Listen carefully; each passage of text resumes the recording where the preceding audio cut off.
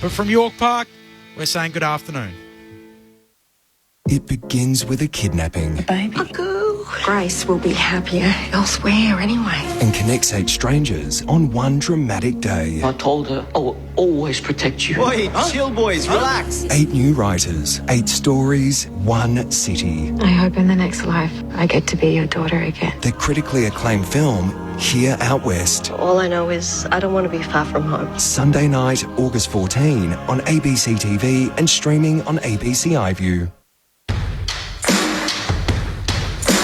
This is ABC Sports coverage of the 2022 AFL Premiership season. We're gonna be kids. Grandstand AFL on ABC Radio and ABC Sport Digital.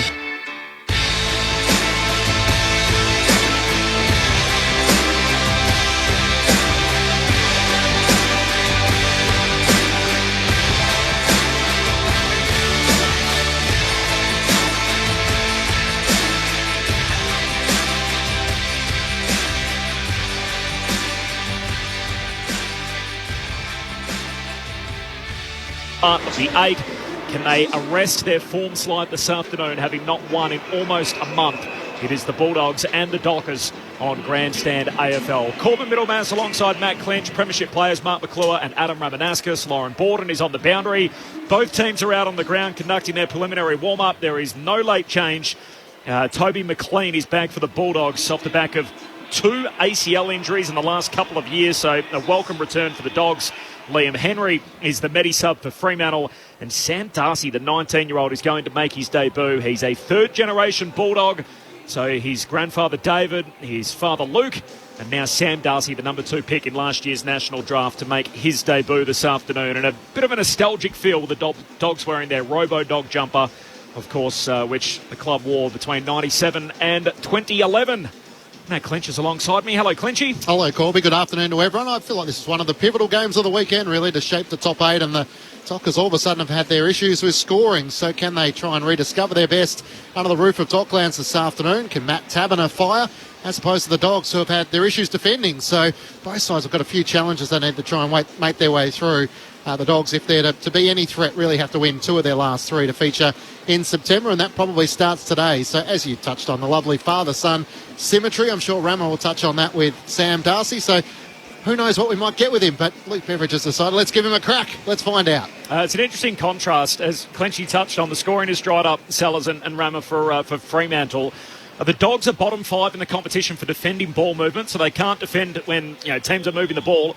And Fremantle can't move the ball. Last week they had only 10% transition from their defensive 50 to their front 50. So it's a dilemma. That'll provide an interesting contrast, which may well shape the game. Yeah, and it's exactly what we should talk about. I mean, if you watched last night, it was about scoring. Because every time Melbourne won all the statistics in the most crucial way and got beaten by a side who just actually kept scoring and kept scoring and kept scoring. So that's the key to the game.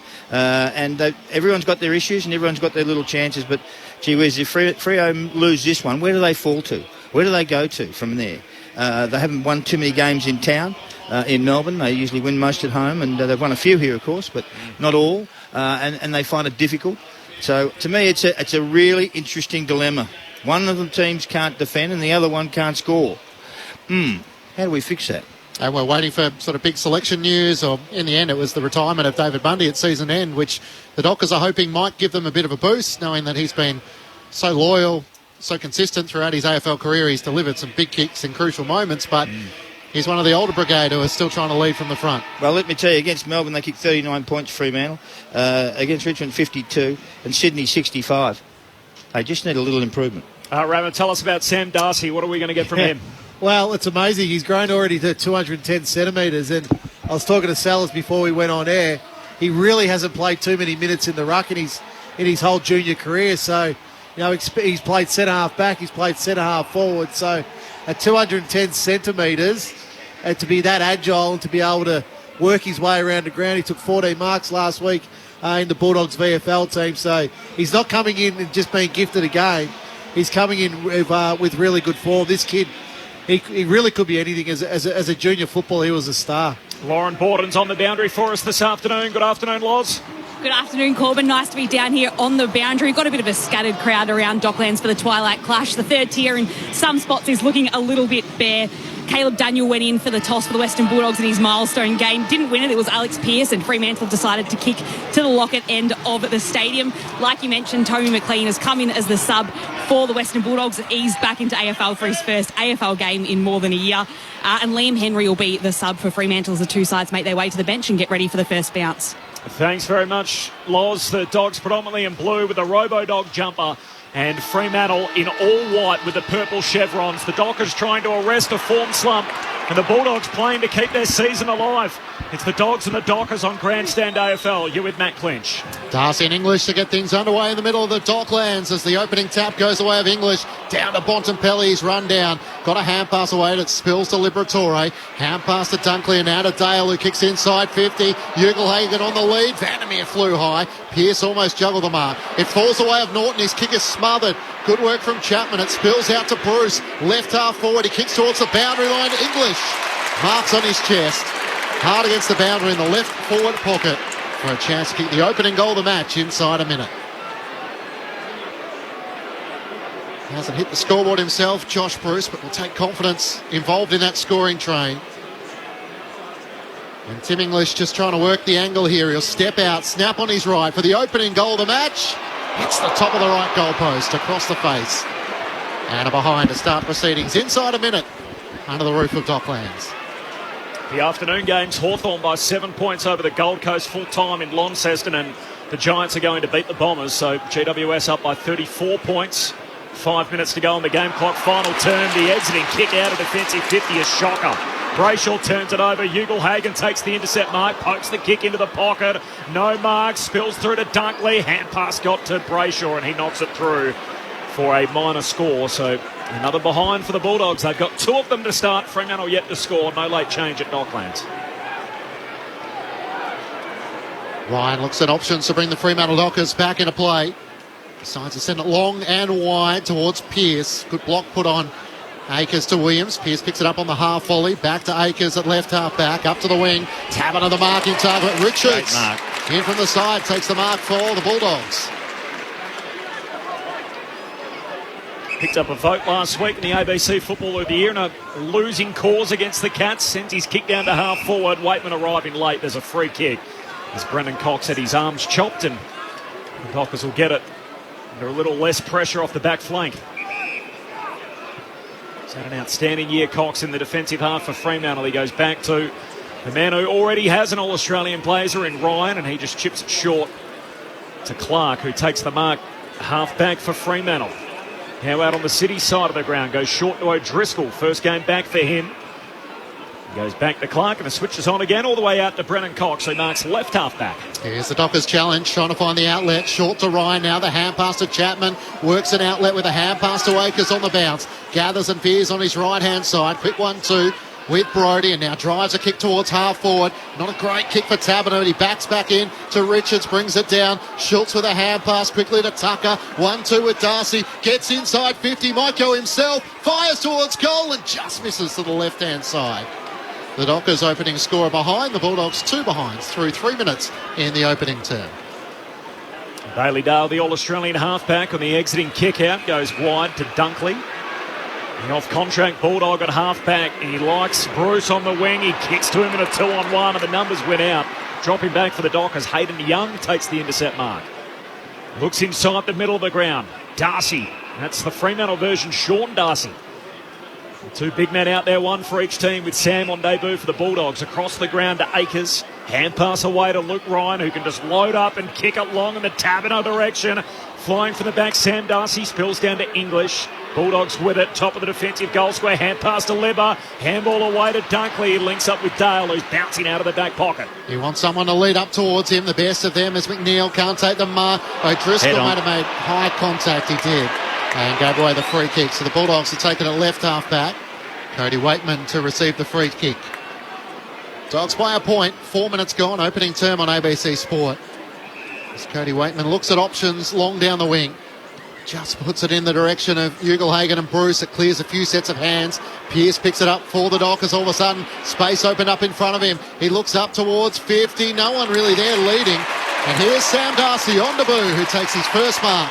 His first disposal is not a great kick.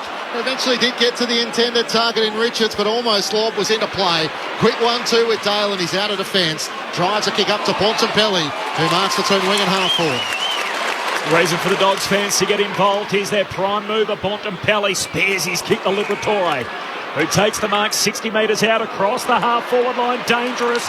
Frederick takes the intercept mark for Freo. Centre half back, he goes short to Taberner. And now the Dockers trying to get something going on the counter-attack. Short kick out wide to Ryan. That's the kick that's killing the Dockers. Taberner takes it dead smack in the middle of the ground, then decides to go sideways. It just slows them down. Now the Bulldogs get back in numbers, and they're slow again now. Short to Brayshaw, one of the Brownlow medal favourites. He heads out wide to Tucker. Keith puts his fist through it. Knocks it out of play, and a throw in between wing and half forward for Freo. And that's the reason, Sellers, they don't score heavily at the moment. And interesting that Libba went straight across the side as well, instead of putting pressure on them up forward. Push it in hard. So there's 2 mistakes there. 14 marks to 7 the way of the Fremantle Dockers. Dogs leading by a point. Thrown back in, just short of half forward for the Dockers. English over the bat, one down the tap. Brody couldn't get boot to ball. Sliding in, Bontempelli and Dunkley. Sarong got it back to Sean Darcy. Kicks inside 50. And Treloar leaning back pedals and takes a good mark. 40 metres out from his defensive goal. No real option, so just bangs it back to where it came. And a great mark. Taken in the pack by Josh Dunkley. Shot was intended for him, but he did make it work, and now looks to accelerate it around the wing. Spots up Bontempelli, takes the mark, has a bounce at left half forward, inside 50, Waitman in front. All eyes are on Jamara. Cody Waitman just held his positioning, and really there was little Chapman could do. That's much better than what they did before. Go sideways and go put some pressure on the defensive area. Cody Waitman was the recipient then. He should score from here, but everyone went to Ugle-Hagan, which gave him some room. He's been in good form, the live wire, with 8-5 in his last 2. The third-year Bulldog directly in front. Will kick from about 40 metres out. Waitman for the opening goal of the match. Comes in, steers it straight through the middle. And the Dogs are on the board through 7 minutes at Docklands. They're 1-2-8 to the Dockers, 1 behind on ABC Sport. You're with Mark McClure and Adam Ramanaskas. Well, if you actually watched last night, the actual movement of the Collingwood side, who moved it forward quickly and got it into the spaces, and they take the game on, that was exactly what they did then. Cody Waitman picked up an easy kick through the middle, an easy mark by the way that they moved the ball through the middle of the ground. Bontempelli just banged it straight to him. It was a beautiful kick and a great finish. Need more of that. Not sideways, not backwards. More of the intense kick straight into the forward line. He arrived at the ground today, Roma, wearing a throwback Canterbury tracksuit top, which wasn't a remake. It's actually from the Times. I don't know where he's got that from. Well, the vintage is back in, which worries me, because a lot of the clothes that I wore as a kid now are vintage. You should have kept them, Rama. You'd be able to make a killing on a resale. But Cody Waitman, it's his vibe, this Robo-Dog jumper that the Dogs are wearing today. He's kicked the first goal, so Bulldogs by 7. English free kick in the middle. Kicks for Jamara, can't complete the juggled mark. Spills down to Vandermeer, hand pass and turnover. Here's Mundy, the ageless Docker, got a hand pass out wide to Walters. He's at half-back, pulls the trigger into the corridor, and Brayshaw takes the mark. A hand pass releases H through the middle of the ground. Hand pass further afield to Tucker. Can look inside the forward 50. Taberner's got a break. He's out wide and marks. Pressed up against the boundary line, right half forward for Freo. And hasn't this man been under the pump? He's really a lightning rod for criticism for Dockers fans. A 29-year-old playing game number 116. He's kicked 162 goals at just over 1 a game. And only had 1 kick through 3 quarters last Friday night against the D's. He is a left footer. So right flank for him, but tight angle. Taberner goes back, pulls the trigger. That is a superb kick. Earning his keep, Matt Taberner. Kicks the first Fremantle goal of the afternoon. Cuts the Bulldogs lead to 1. The Doggies are 1-2. Fremantle are 1-1 when 9 minutes in on Grandstand AFL.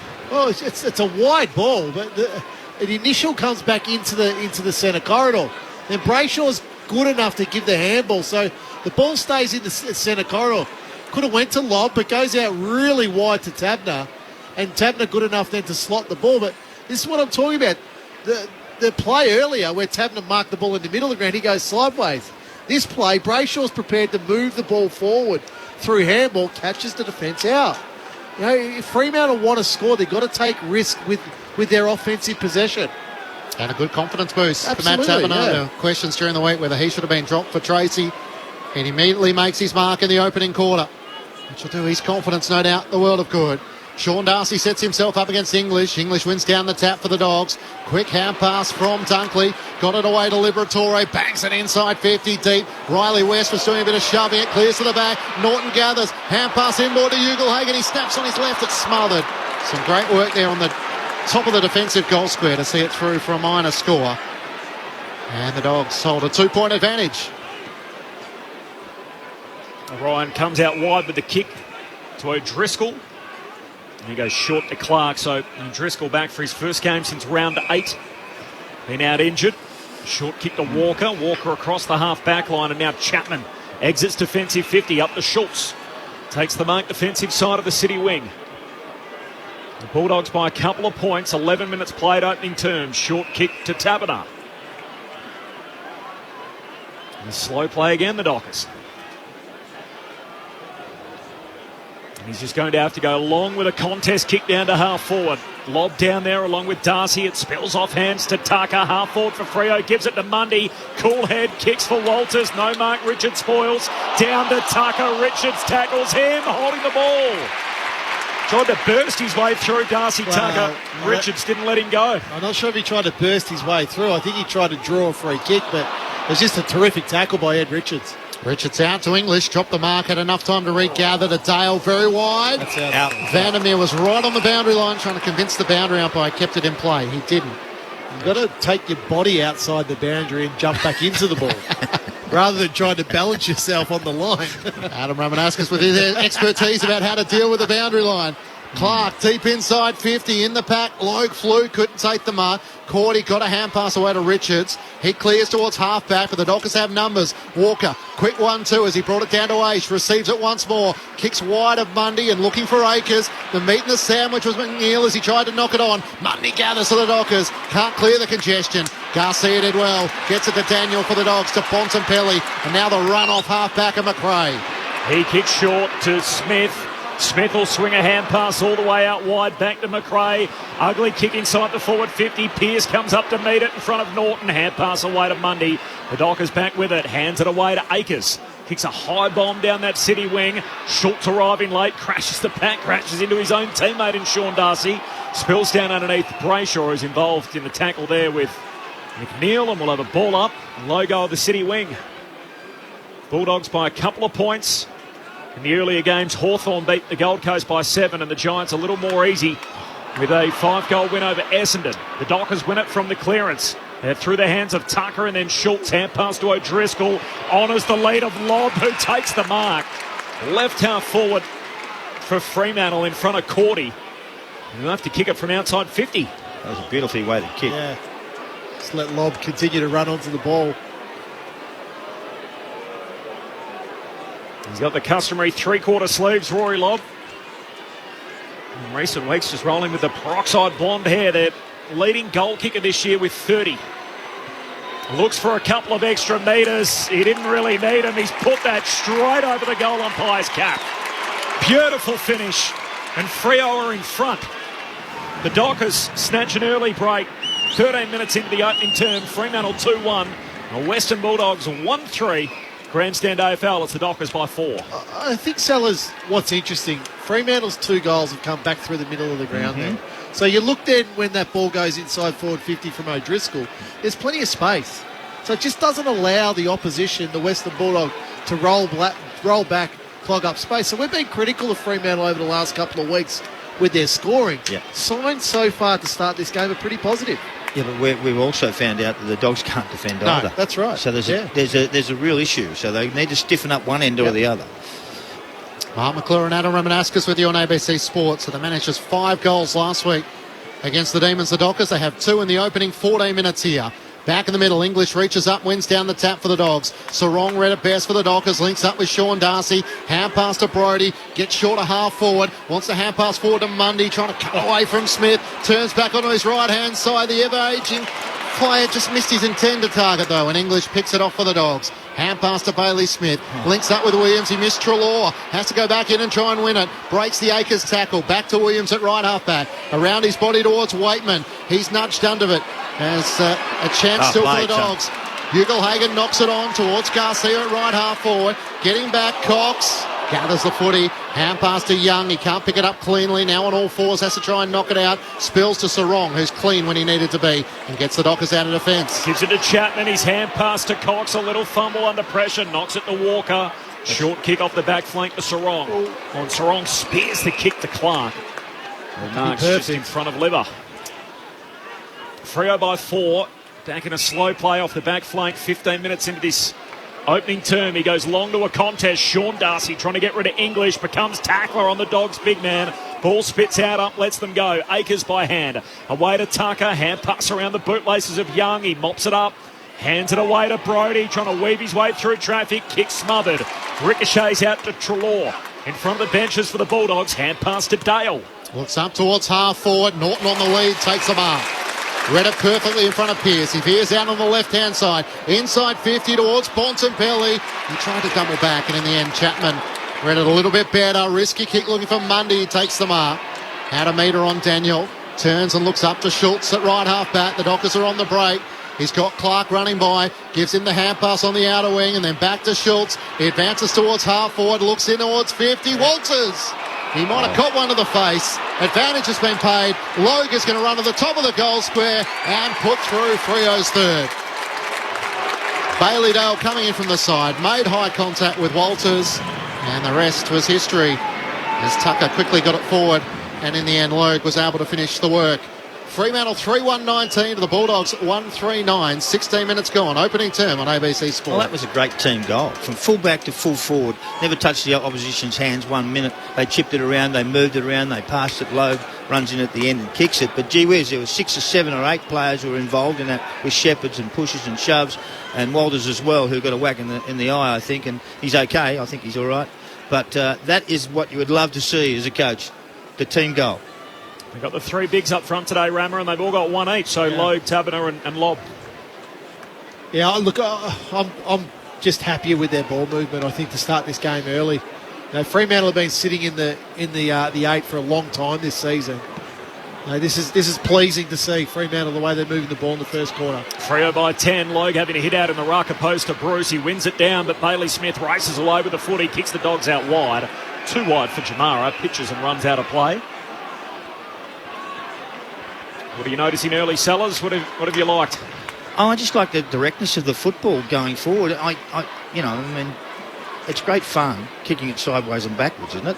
No, it's not. It's actually what you got to do is you got to test the opposition, and that's what you'll see. If you test them enough, they may fail. From the boundary throw in, Bruce wins it down to Dunkley. Hand pass to Smith, away to McRae, and he gives it back to Dunkley. Now Dunkley can just kick it long inside 50. Bounced off the chest of Pearce. Still a live footy half forward for the Dogs. Collected by Bruce. Hand pass out wide to Smith. Smith off his left side. Not a great kick. Slips away to Ryan. Back pocket for Fremantle. Hand pass to Aish. Bangs it on the boot. And Taberner takes the sprawling mark at half back for Fremantle. The Dockers by 10, 18 minutes into the opening quarter. They've had over 20 disposals more than the Dogs as Taberner tries to move it forward. Call to play on, and then his hand pass of Sarong is wide of him. Bruce tries to slap it away to McRae, and it rolls out of play. Centre wing on the outer side. Yeah, which is rare, Clinchy, because the Bulldogs are such a possession-heavy team. So to have that dominance early in this game is well done by the Dockers. The other stat that caught my eye, Rammer, is they're going at about 80% kicking efficiency. As Logue trying to take it out of the ruck, he's stripped of it. Bailey Smith for the Dogs. Ugelhagen on the lead. Leading straight up the runway. He takes the mark on his chest. 40 metres out, directly in front. Has he impressed you a bit, this kid, Rammer? Look, I think that Melbourne game was, sort of a coming out party for him, but he'll continue to get confident. He's a key position player, Sellers. You know as well as anybody. Just takes a bit of time. It sure does. 2 goals won last week against the Cats for Ugelhagen. He comes in looking for the response for the Dogs. He's out to the right. And just the ball drop not quite working there. You can see his head. Yeah. It's sort of just leant over to the actual way. Your head's always got to be straight. Your shoulders are got to be straight towards the target. Freo by 9.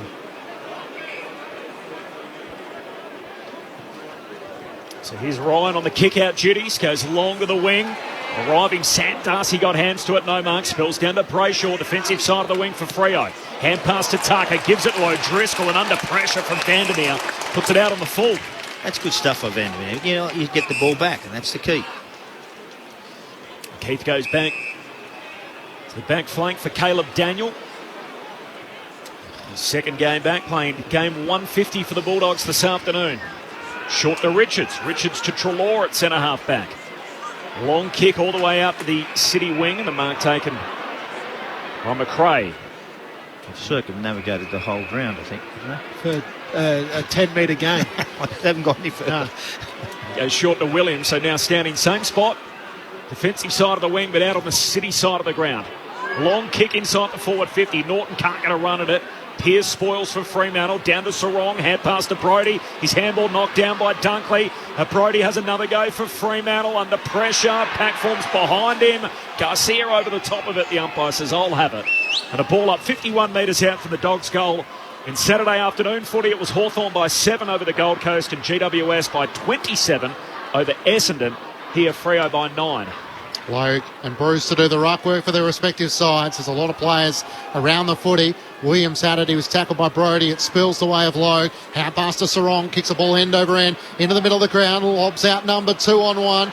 The Dogs haven't cleared it though. Sam Darcy gets it down. In the end, it's locked to the chest of Cordy. And a ball up in the middle of Docklands.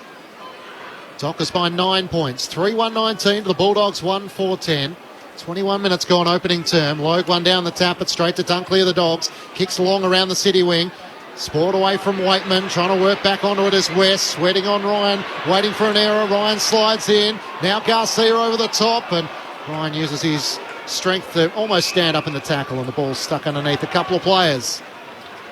Left half forward for the Dogs. No late change. Toby McLean and Liam Henry, the two subs. Dogs kicked the first goal through Cody Waitman. Fremantle the last 3. Took an age to chuck it in the air. In the end, up it goes, and Logue wins it down. Pack forms right at his feet, and we'll do it all again. Inside 50s at 12-11, and that's Doggy's way. Time on in this opening term. Logue palms it down again. Dunkley extracts it. Away to McRae. Hand pass missed Treloar. He mops it up. Hand pass away to Smith. Hooks a kick to half forward. Bontempelli's going to claim the mark. If it was 15, it was only just. The ump gives him the benefit of the doubt from 60 out, kicks in a Jamara direction off a number of hands, spills out the back, and O'Driscoll is onto it in a flash and goes racing away. Took a bounce, the footy didn't come back to him. Hand pass to Pearce. Pearce under pressure, hands it out of play. And a boundary throw in, forward pocket for the Bulldogs, and great pressure from Cody Waitman. The Dockers by 9 points, time on opening quarter.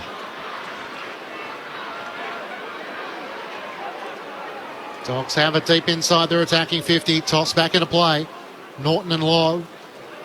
Norton clears him, trying to knock it onto the advantage of Bontempelli. Still a chance for the Dogs.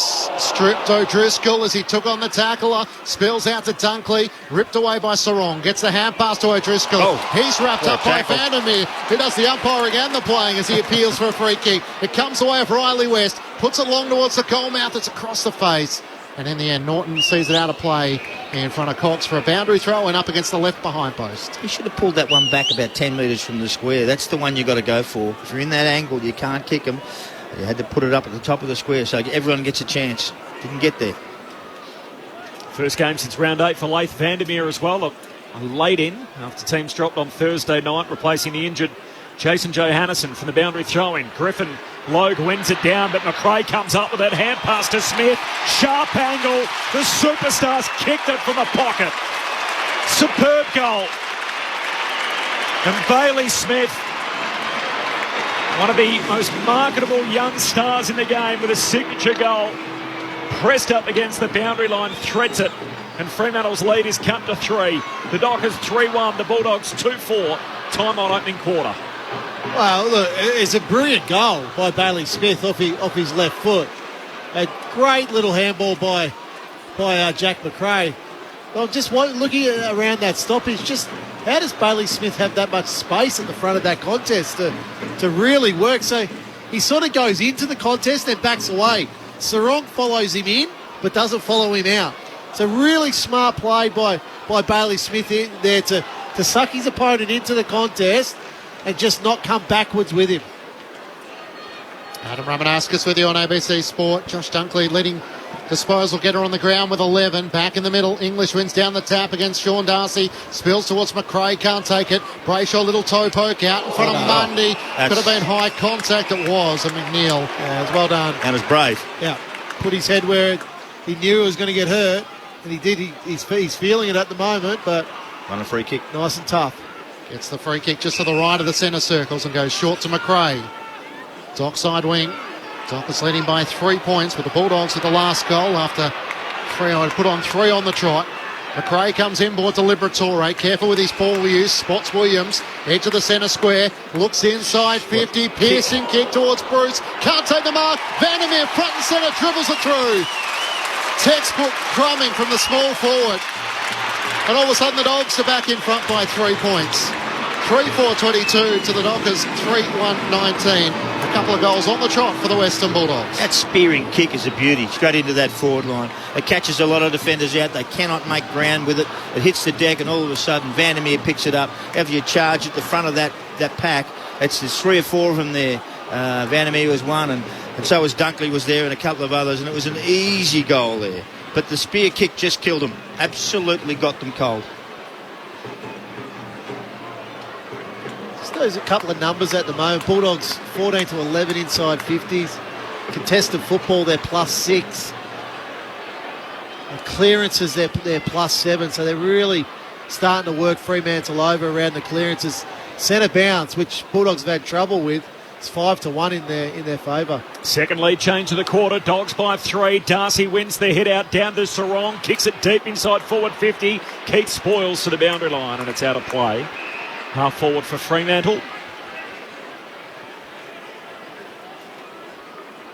Earlier games, Hawthorn by 7 over the Gold Coast. GWS by 27 over Essendon. Twilight fixture under the roof at Docklands. Huge game for both teams. The Dogs for their finals hopes, and Freo their top 4 ambitions where they've sat for most of the year from the boundary throw in. Brayshaw hands it to Sarong, kicks to the top of the goal square, juggled effort, Akers can't complete it. Spills to Treloar, hand pass to Smith, the 1-2 with Dunkley. Smith kicks into open space on the Dockside wing, out in front of West, racing out after it, collects, tackled immediately by Clark, and puts it on his boot and kicks it out on the full. And Jordan Clark with a superb defensive effort locks it in the front half for Freo. Yeah, that was terrific by Jordan Clark, because Riley West will be stronger than him, no doubt. But Clark just kept that pressure on him. Clark inboard to Chapman and now to Ryan. Just to the right of the AFL logo on the Dockside.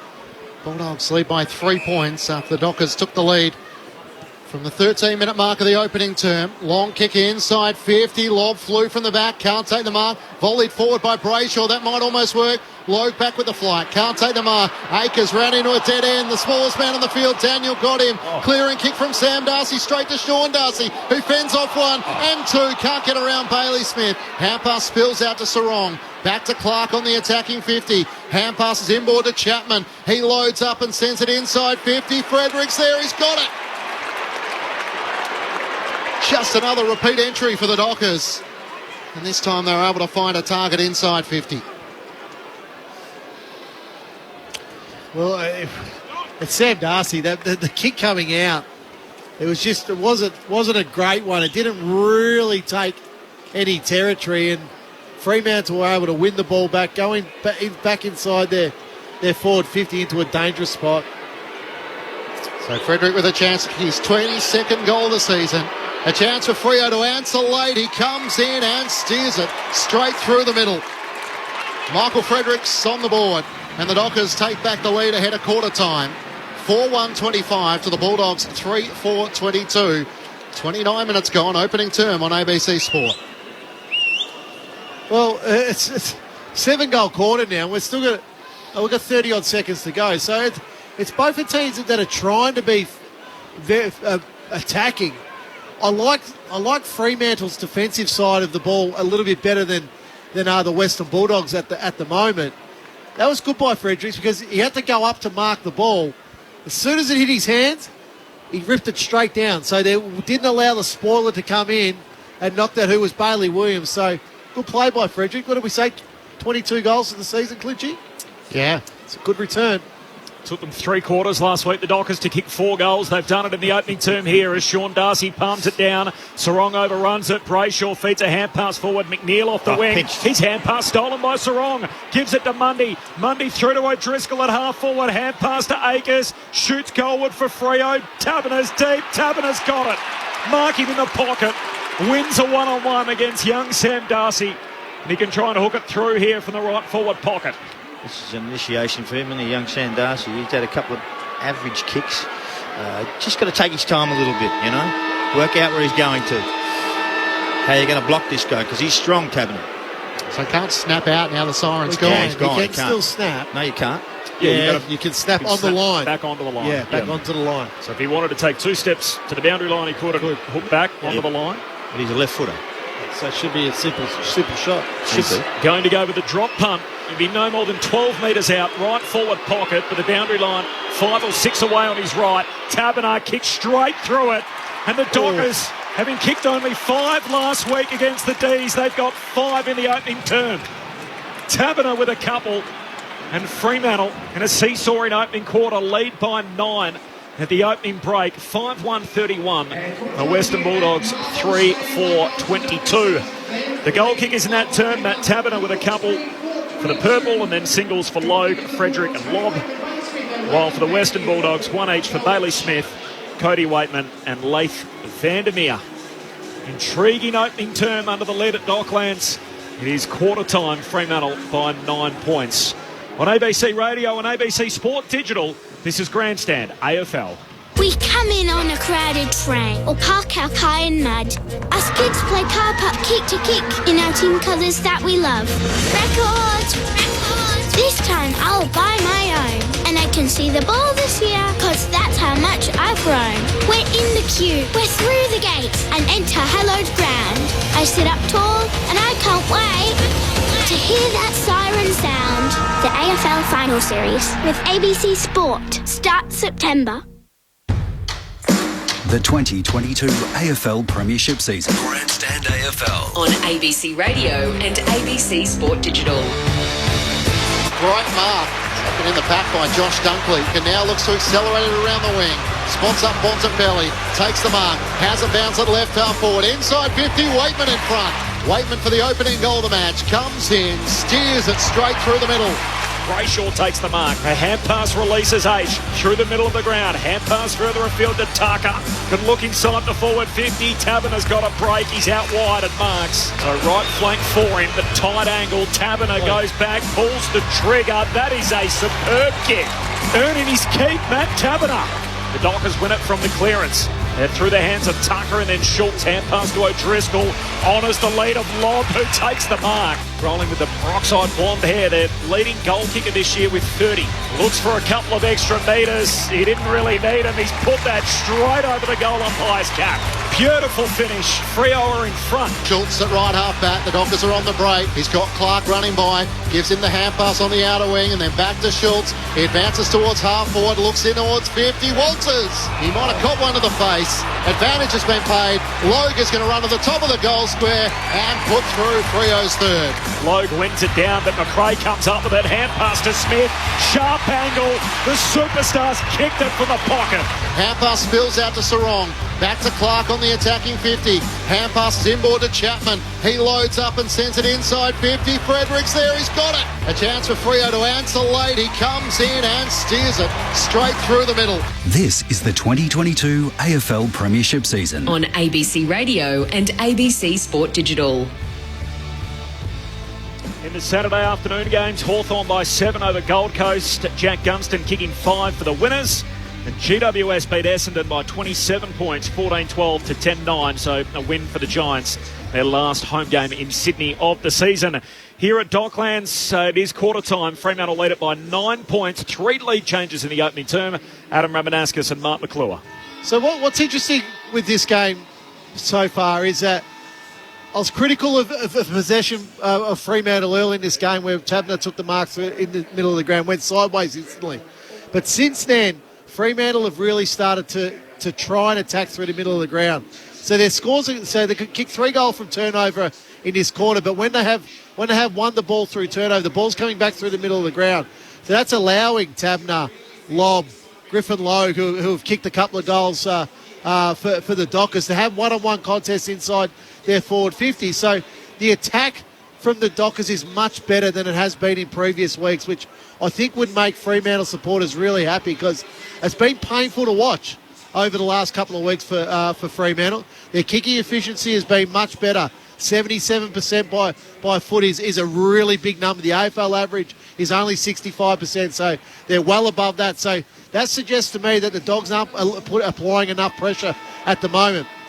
The flip side of that is the Dogs are scoring through stoppage. They've kicked a couple of their goals through stoppage. Bailey Smith, one of those late in that quarter. So they want to actually bring the game closer in. And I'm not sure that's really their one wood. I think they like the more space, the more time to flick the ball around, to move it. So how long the Bulldogs last at this sort of more contested style of game against Fremantle, who will be able to absorb a lot of that pressure, I'm just not sure if what the Dogs should be doing. Well, their clearance work is shown out as well. They've 11-7 in the clearance area, which is exactly what you're talking about. Moving the ball, they've had less ball, less possessions, the Dogs, than the opposition. But, and 7 shots on goal to 6. So it's an interesting battle between the two. Dogs have only won 2 games all year when trailing at quarter time. Fremantle by 9 here. The seesaw in opening quarter with 3 lead changes.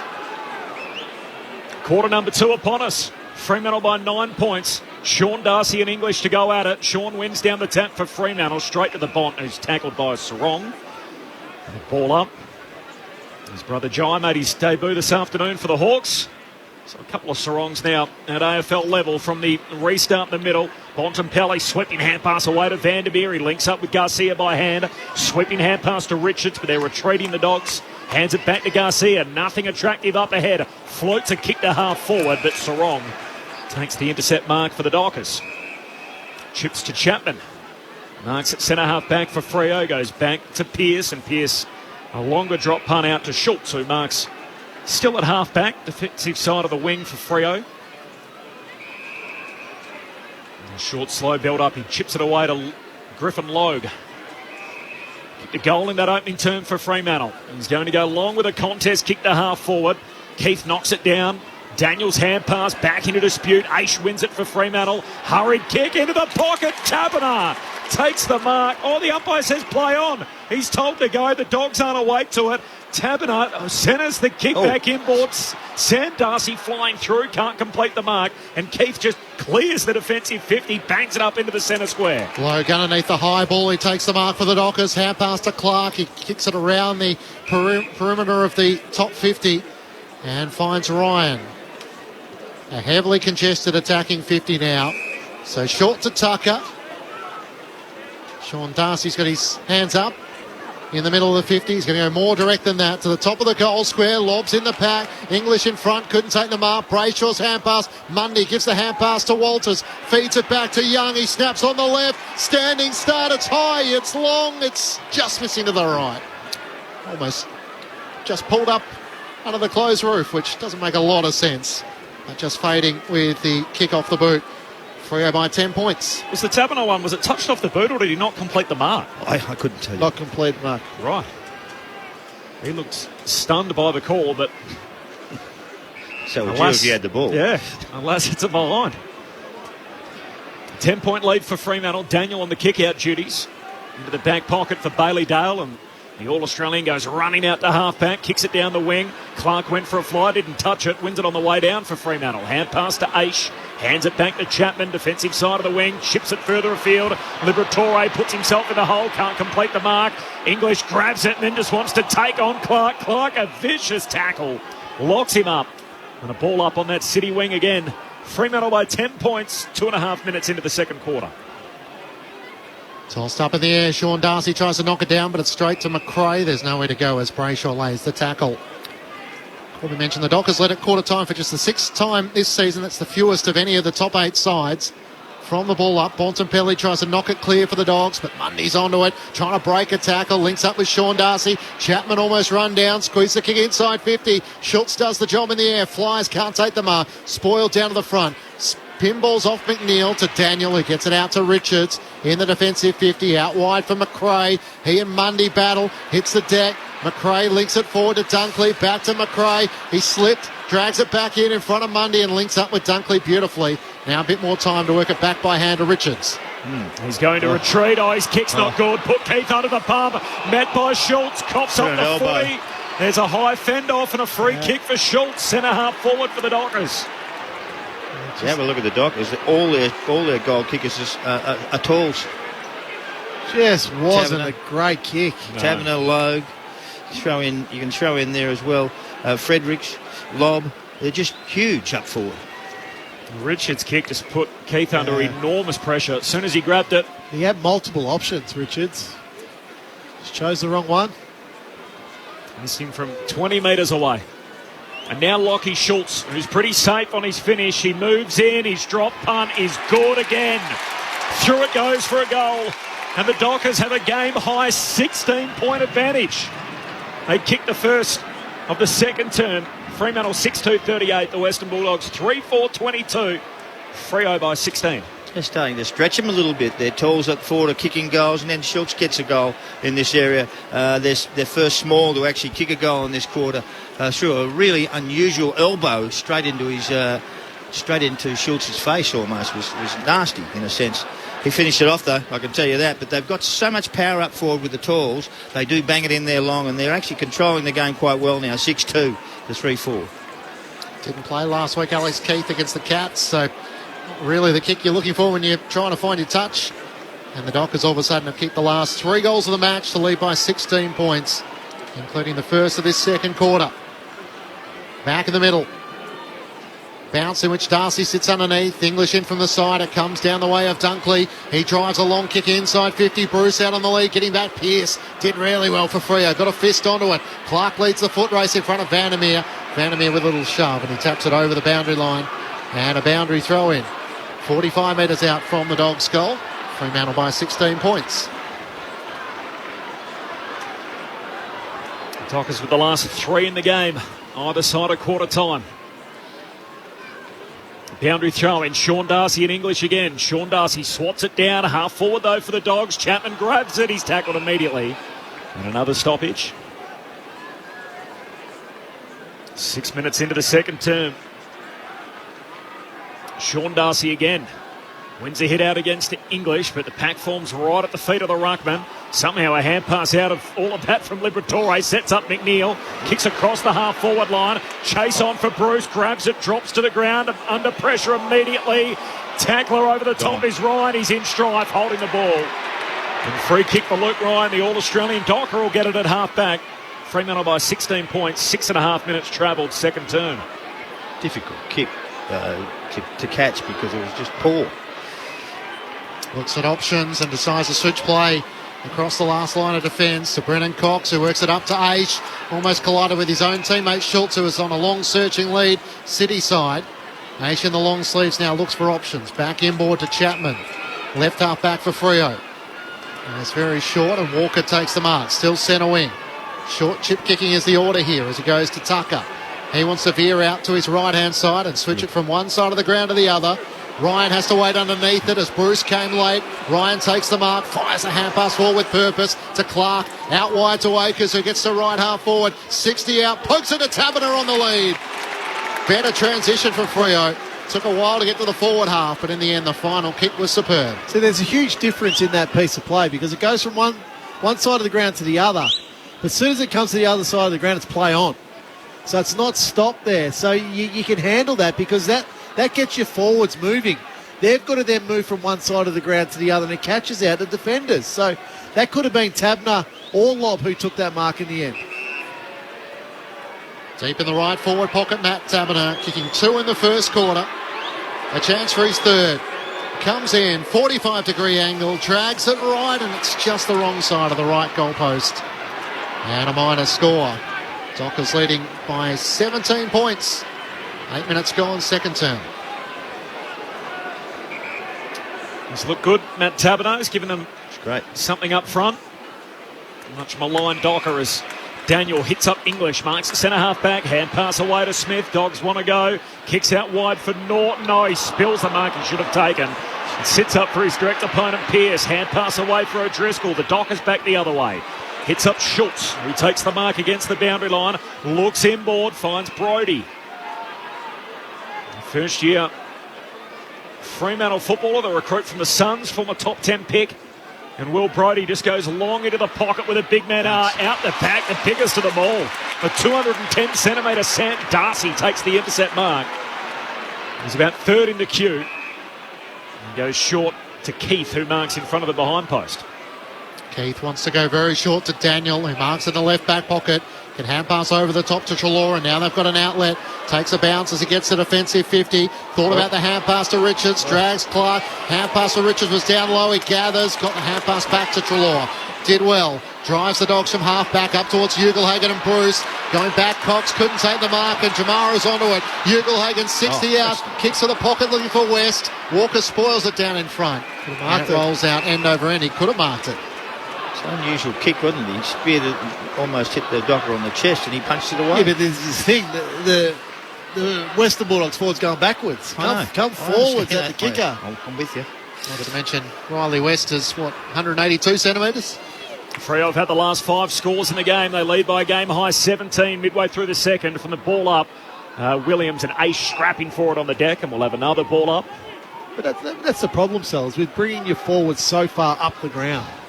They're forever trying to reset back towards goal. They just can't get there in time. English down to Smith, 55 out from goal for the Dogs. Kicks to the top of the goal square. No mark for Cox. Sets up for Vandermeer. Throws it out to Norton, who snaps and puts it through. And a much-needed goal for the Bulldogs. And Aaron Norton, with his first significant involvement in the game, kicks the Bulldogs back within 11. Fremantle 6-3-39. The Bulldogs 4-4-28. 11 minutes played. Quarter number 2, Grandstand AFL, Mark McClure, Adam Ramanaskas. And Ramo, that's why you pull your forwards up. But Norton actually, this is a fluky little area, just a little handball. They made a mistake there with the kick-ins, and all of a sudden they kick a goal. And every now and then you can do that, but you need to actually have some more, I suppose, strategy than that in how you actually operate. Take your opponent to the wrong spot where he doesn't want to be. Do all those little things that make them uncomfortable in the situation. I haven't seen a lot of that, and that's the first time that they've actually got a clean goal this quarter, isn't it? Yep. No, first goal of the quarter. Yeah, first goal this quarter. Yeah, that's for the quarter. That's been a long time. And Aaron Norton, who didn't kick a goal last week against the Cats, that will give him a bit of confidence. Back in the middle of the ground. Ball spills out towards Dunkley. Can't gather with Aish over the top. Wanted a free kick for too high. Dunkley gathered. Hand pass to a stationary McRae. And he's ridden into the turf by Blake Acres for a ball up. Centre wing Dockside. Dockers leading by 11 points. A goal apiece in this second quarter.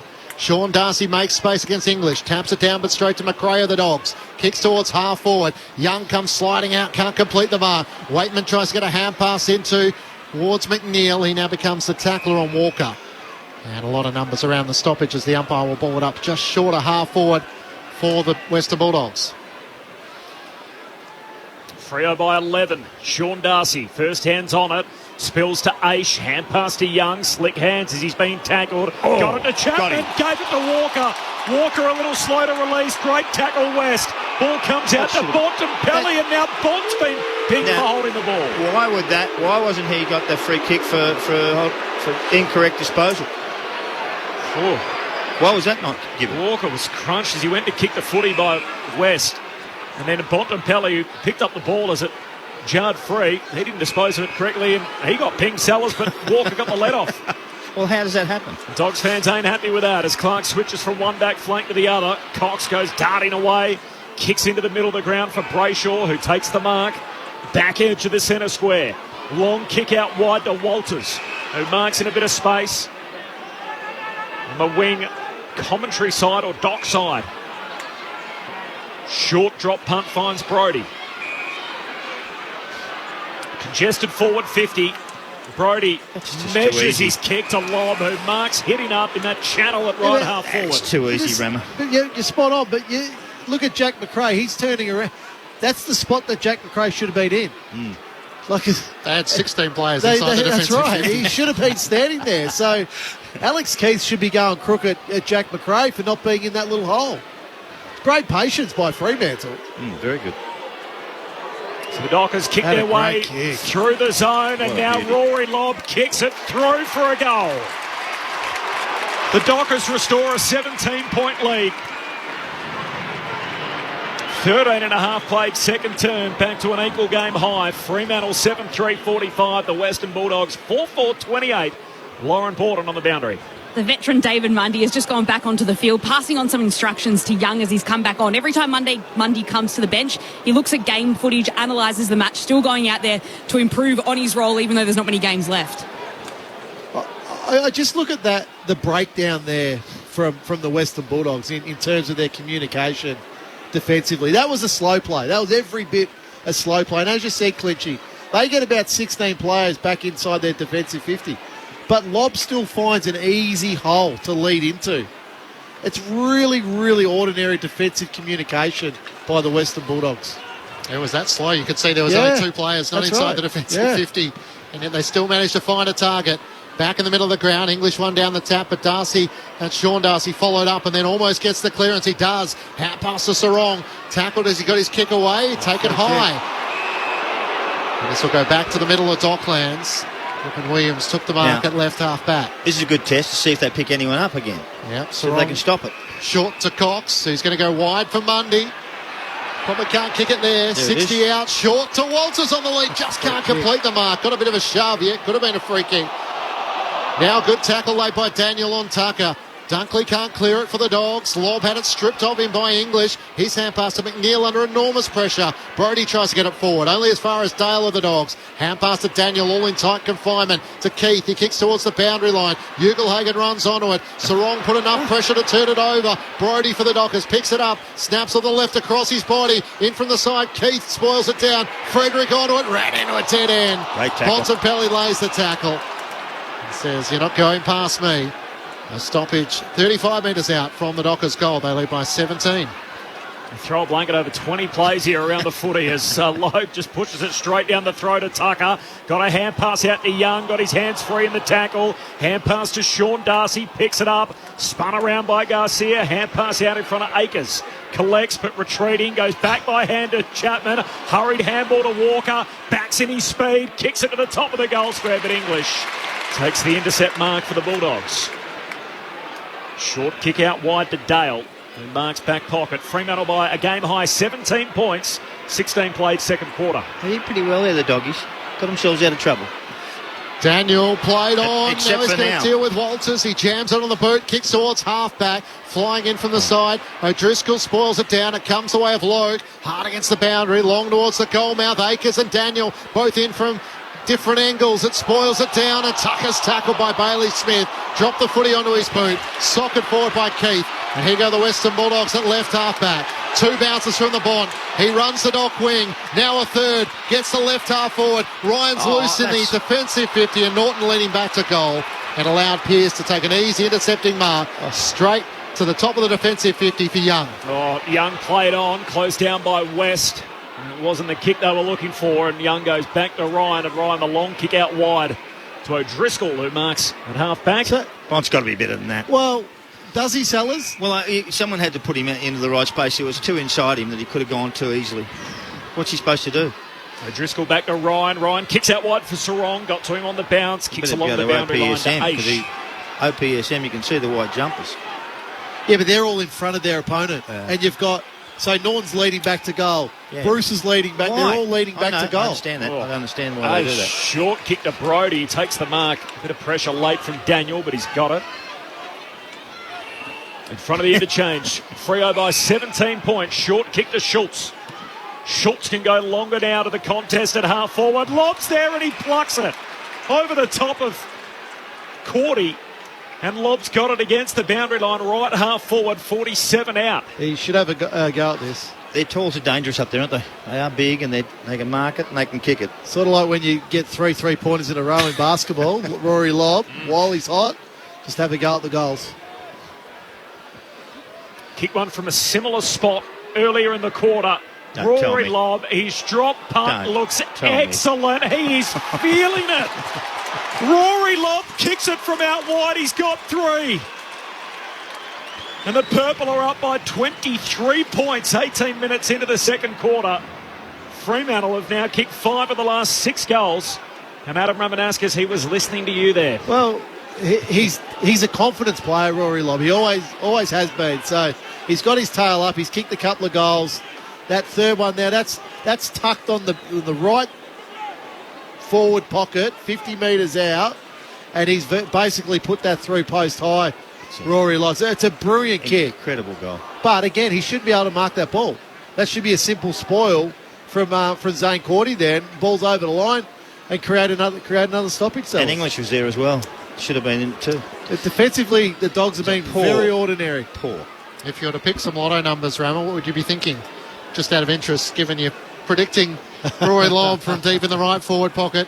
I think that's 7 of their 8 goals from set shots, isn't it? Yeah. And the Griffin Logue was out the back, able to run into the open goals. That says a bit about the way they're transitioning the ball and the way the Bulldogs are unable to stop them. Back in the middle, Bruce doing the ruck work against Logue. Second throw up, comes down the way of Liberatore, gets the clearance for the Bulldogs to Bailey Smith, kicks inside 50, Pearson, Norton, good mark. Alex Pearce, with all his experience, worked Norton underneath, takes a good contested mark, and then goes short to Sarong, who can work the Dockers out of defence. He kicks wide to Chapman, who marks still on the back flank. Come out of defensive 50 to O'Driscoll. Have this style of just chipping it around, hanging on to it for as long as we can and try and push forward at some stage. Goes back to Chapman. Chapman's kicked down the wing, finds Walters. Just carrying the head of Vandermeer. Fremantle with 5 of the last 6. They lead it by a game high 23. And again, maintaining possession. High mark, low play on team Fremantle. And Sarong goes short to Walters, and again, he goes back to take his kick. Told to go now. Walters just long down the line. Lob arrives late, forced to spoil. Finds the safety of the boundary line on a throw in 48 metres out from the Dockers goal. So their bigs here. It's happened to the Bulldogs again. The key forwards getting hold of them. 5 between Taberner and Lobb, and you can make it 6 if you chuck in Griffin Logue as well. 23 points, Fremantle's lead. You can understand why they're chasing Liam Jones again. Yeah. Toss back in, Bruce won it down for the Dogs, and straight to Walters, hand pass to Mundy, his kick is smothered, spills out to Sarong, low piercing kick, spoiled away by Dale. There's Schultz offering chase, and the ball goes out of play in the right forward pocket for the Dockers. They like just getting it inside 50 around the boundary, just holding it in that area, keep you under pressure until you make a mistake and try and score. That's how they operate. They don't actually go to the top of the square. 13-5, the inside 50s Freo's way in this second term. Logue wins down the tap to Brayshaw, can't break clear, hand pass picked up by Liberatore, McRae almost run down, turned it over, Brayshaw takes it from the Schultz tackle, it's picked up by Mundy to O'Driscoll, great kick off the outstep, centred it into the corridor when everyone thought he was looking to the pocket, and the mark has been taken by Tucker directly in front. Do you think he meant that? Yeah, absolutely he did. Yeah, there was 2 options inside there. Inside Fremantle's forward 50 in the corridor. Just great vision by O'Driscoll, but you mentioned the inside 50s, Clinchy. Possession this quarter, 88-51 in Fremantle's favour. They are just smashing the Dogs at the moment.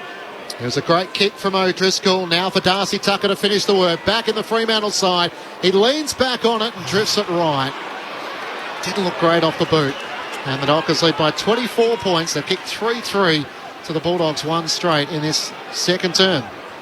A little chance to put the Dogs to the sword at the moment here, the Dockers. Still 5 minutes remaining in this quarter. They've had 8 of the last 9 scoring shots in the game. Time on second term, Freo by 4 goals as Daniel comes out wide to Garcia. Sells the dummy around Mundy on the mark, kicks to Bontempelli, reaching for it over O'Driscoll. Can't control it inside the boundary line, and out it goes in front of the benches. Saturday afternoon footy, Hawks by 7 over the Suns. Giants by 27 over the Bombers. And here Fremantle, one of the more juicy games of round 21. Lead by 24 as we close in on half-time from the boundary throw-in. First clean possession, McRae, hand pass to Libba, gives it to McNeil, kicks inboard, Bruce in a one-on-one. Ryan spoils, Chapman left it behind. Off the deck, Vandermeer hands it out. McRae kicks inside the forward 50. Waitman in a one-on-one, knocks it away to West. West dribbles at goalward and hits the post. Behind for the Doggies. Freo by 23. As many minutes travelled second term. Clark quickly back in for the Dockers to the right back pocket for Young. One-on-ones further afield. Brayshaw offers a short lead. He spots that up. He takes the mark on the defensive 50. Still at right half back. Freo by 23 points, having kicked 3 goals to 1 in this second term. Brayshaw drives a kick up to the wing. Taberner, Darcy's there, and there's Sam Darcy, who takes the mark over Sean. Good contested mark as he comes inboard to Vandermeer.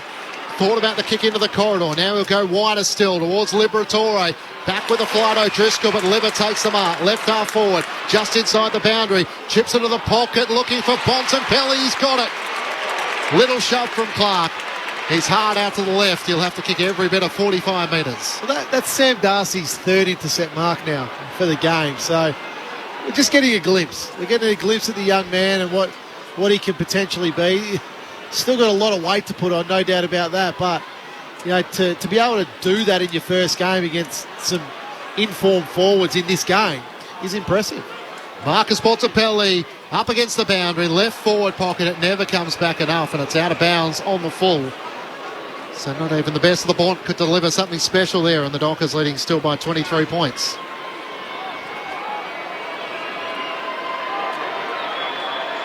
Brandon Walker to take the free kick next to the behind post.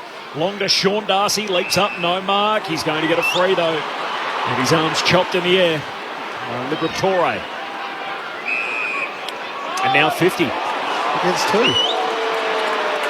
It's Liver. Yeah. I can only imagine what he moved on the mark. Yeah.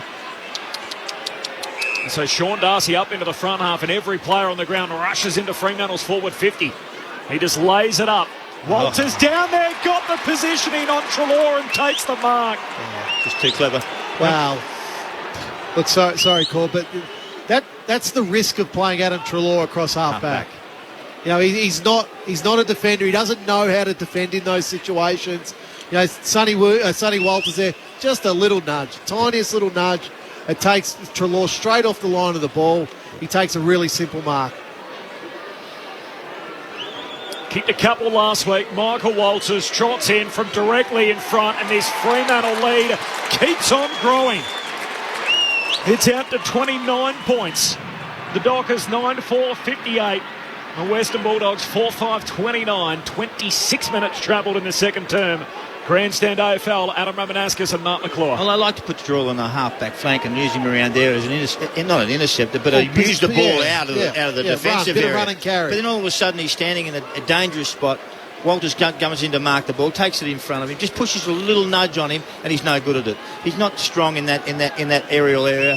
He's not strong in that. It's a poor decision to put him there. He's more of a midfielder or a winger in a sense, and that's when he should come back and help. But not sit round half back to get pushed around, because their tools in the back front half are huge, and Walters is only small. Leading into this match, Freo in the last 3 games have kicked 5 goals, 7 goals and 9 goals. They have 9 by half-time here. Back in the middle, free kick for a hold. And it's going the Western Bulldogs' way, and Marcus Bontempelli. The Dockers have pushed numbers forward. Bont wants to move it quickly. He hurries a kick towards Ugelhagen on the lead. It bounces off his chest. O'Driscoll gathers for the Dockers. Hand pass to Brodie. Back to Pearce. Little fumble. He's able to hang on to it, but he's lost his footing, and Waitman comes charging over the top. Still a chance for the Bulldogs, although unable to knock it clear was Garcia. He does now eventually get it to Dunkley. Inside 50. Norton takes the mark at its highest point. He's just able to control it with his right arm. And Alex Pearce, it was like he was in quicksand. He couldn't move quick enough and then lost his footing. This is the thing with Norton and the Dogs. Norton's coming at the ball. He's a much better player when he's coming at the ball and jumping at it. Haven't seen Bruce. Where's he?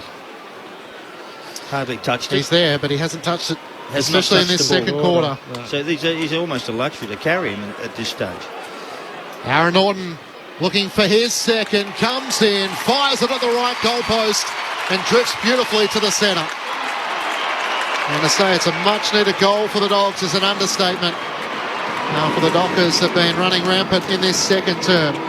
Back to a 23-point advantage, Fremantle's way, 9-4-58 to the Bulldogs 5-5-58. 35. Aaron Norton with his second in this second term. Well, Alex Pearce just lost his feet. He couldn't get him underneath himself quick enough. And then tripped over, and the Bulldogs then swarm to get around to that little contest. Smart kick by Dunkley because he squares it up. He doesn't go to the pocket for a safety kick to get a restart.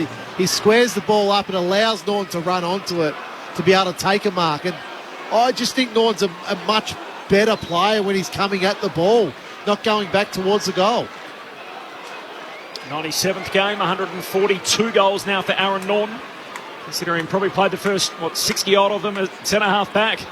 And Sean Darcy in the middle wins it down to Brayshaw. Smith just steals it from him. Hand pass to English. Another centre clearance for the Bulldogs. Kicks inside 50. Young does well to spoil. McNeil throws his body at it. Young collects. He's caught again by McNeil. Got a hand pass away to Aish. Handball off to Ryan. Ryan's crunched in the tackle. Ball spits out to Mundy. Has a fumble. Got it to Aish. Hand pass to Clark. He's run out of room, surely. Says play on. Dogs squeeze a kick back into the pocket. Walker now just backs over the boundary line. And eventually we'll have a boundary throw in the forward 50 for the Bulldogs. Right forward pocket. Half-hour mark, second quarter. Fremantle by 23. And the Dogs pinch one late here. Thrown back in. Sean Darcy and Norton doing the rock work. Darcy taps it to the front to Pearce. Almost stripped by Norton. Ball stuck underneath a couple of players. Libber feeds a hand pass out straight to Brayshaw.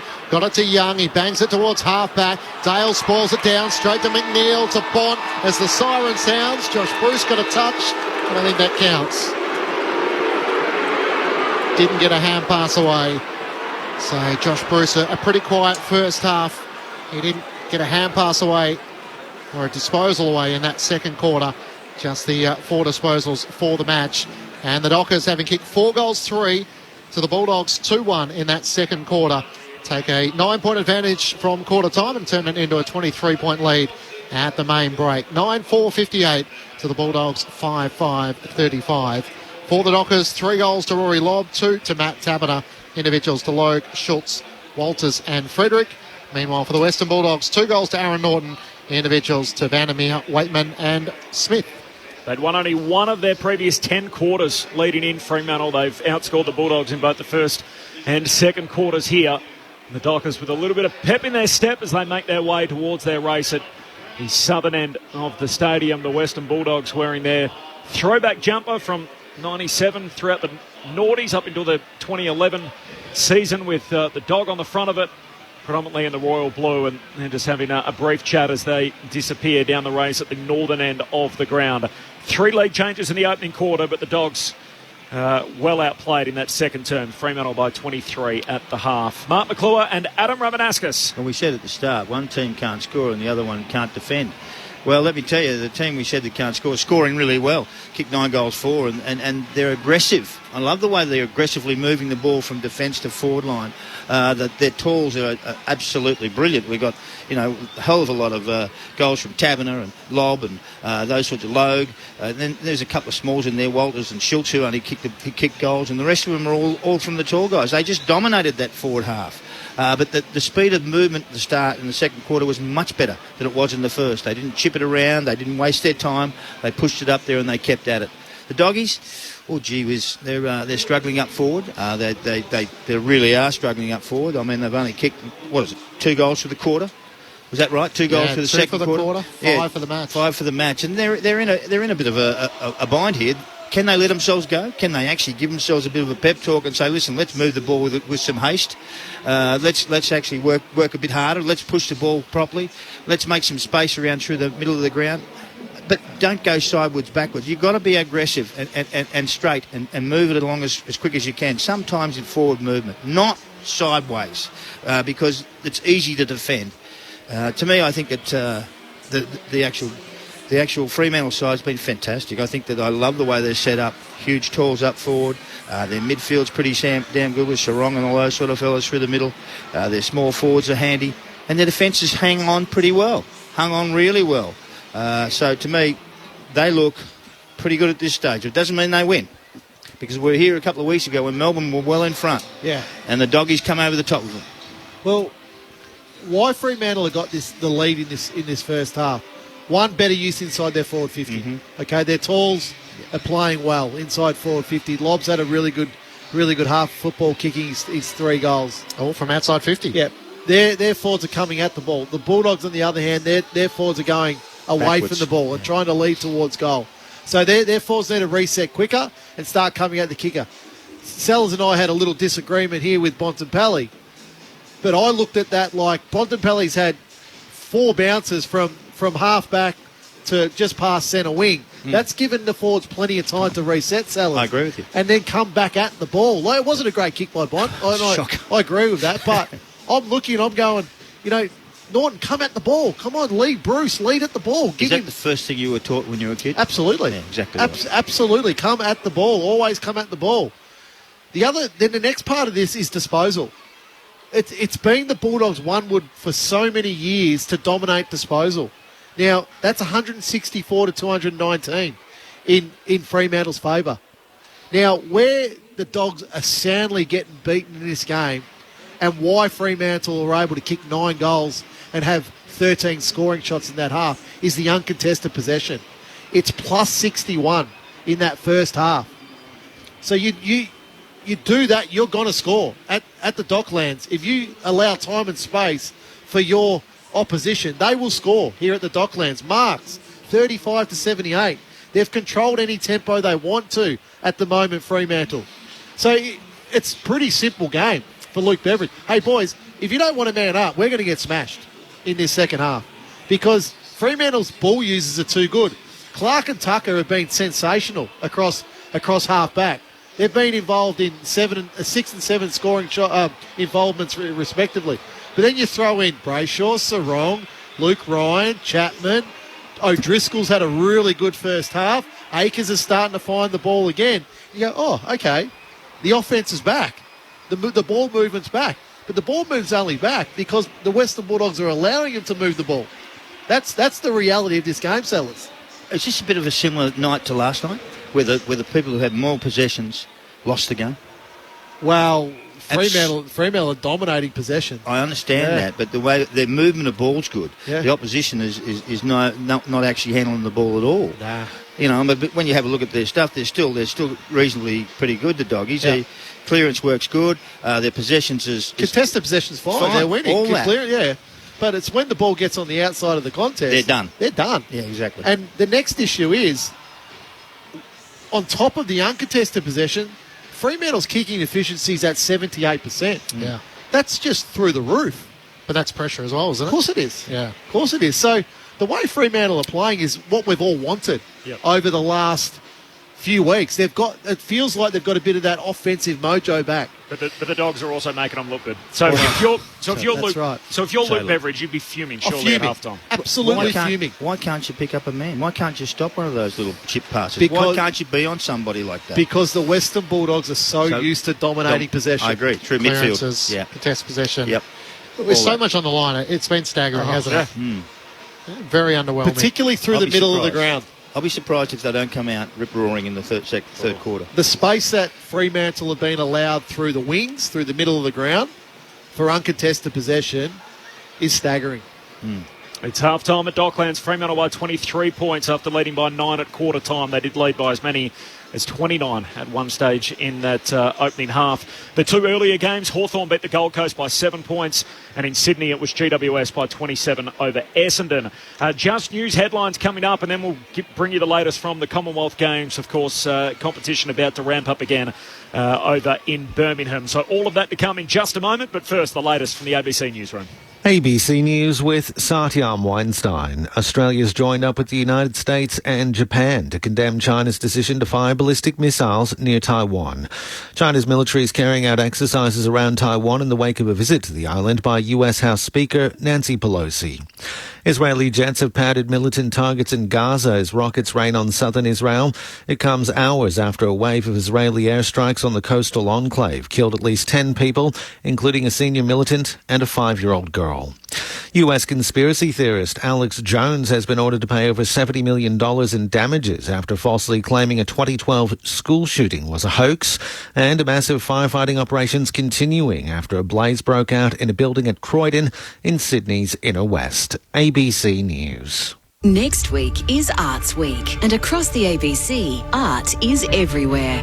All this weekend, it's RN's big weekend of books. On ABC TV and ABC iView, catch specials on artworks, Rachel Griffith's Great Southern Landscapes, and lots more. It is like you are stepping inside the painting. And keep listening for all kinds of treats, right here on ABC Radio.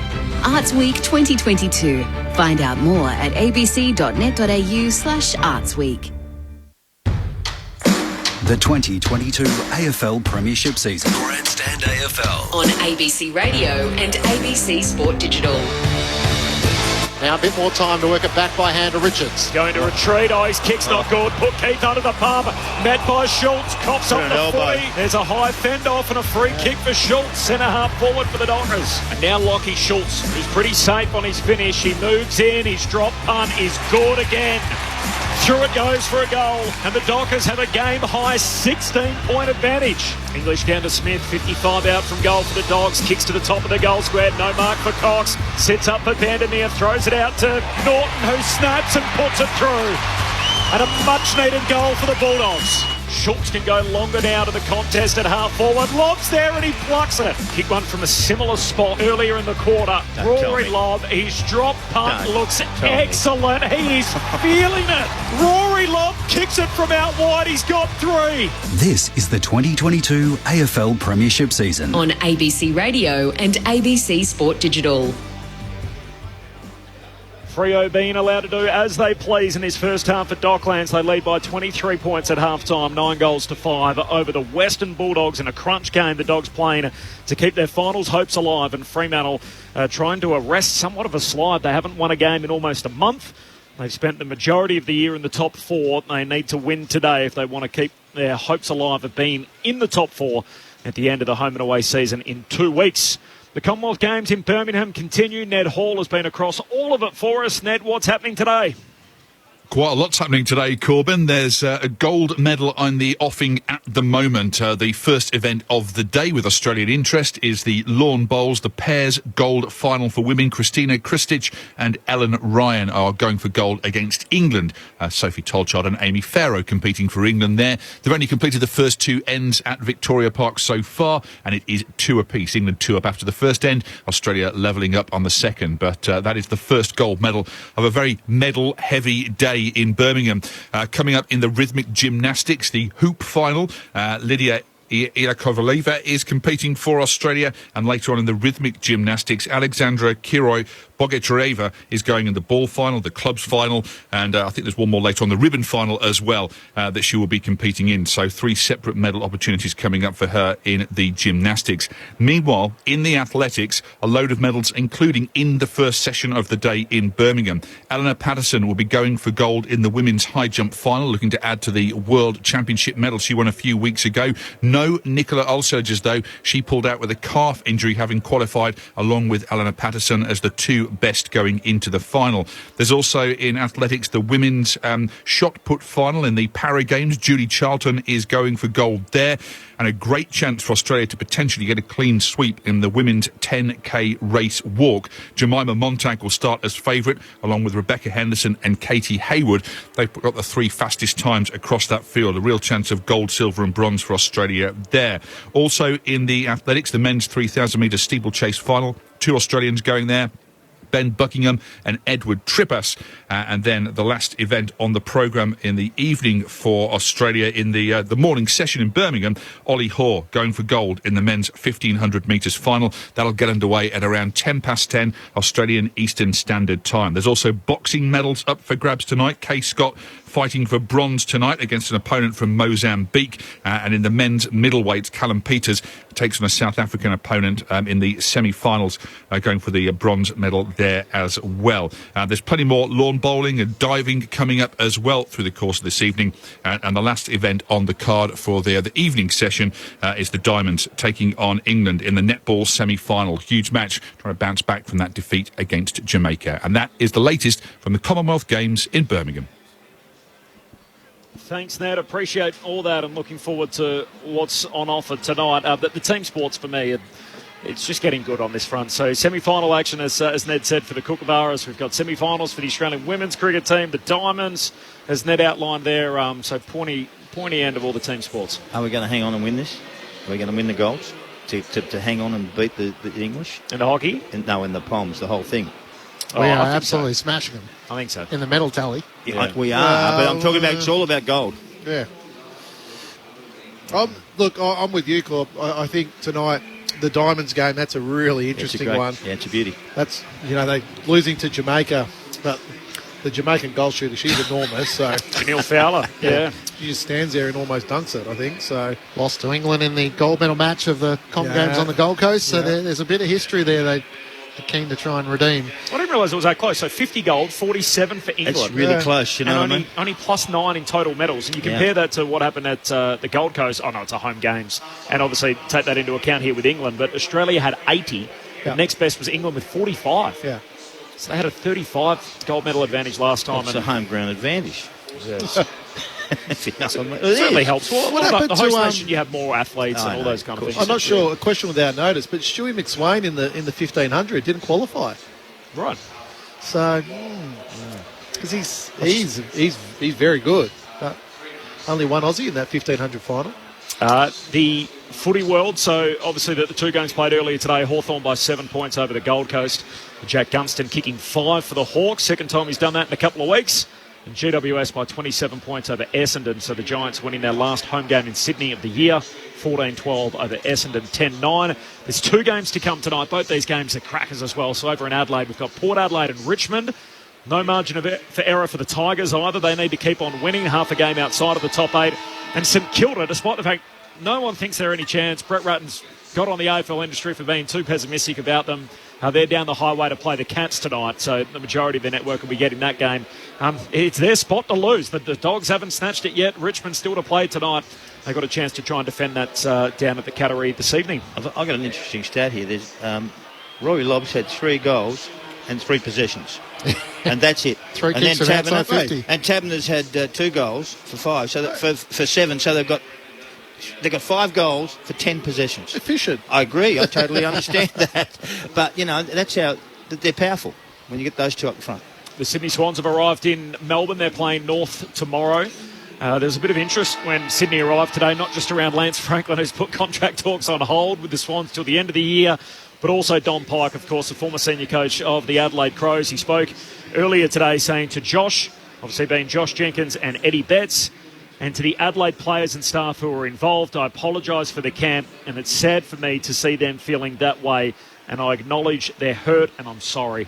So that was Don Pike earlier today at the airport. Obviously, Josh Jenkins speaking quite candidly yesterday, reading a prepared statement in which he said he wanted some acknowledgement and also wanted some accountability for people that were in charge. Any legal stuff going on here?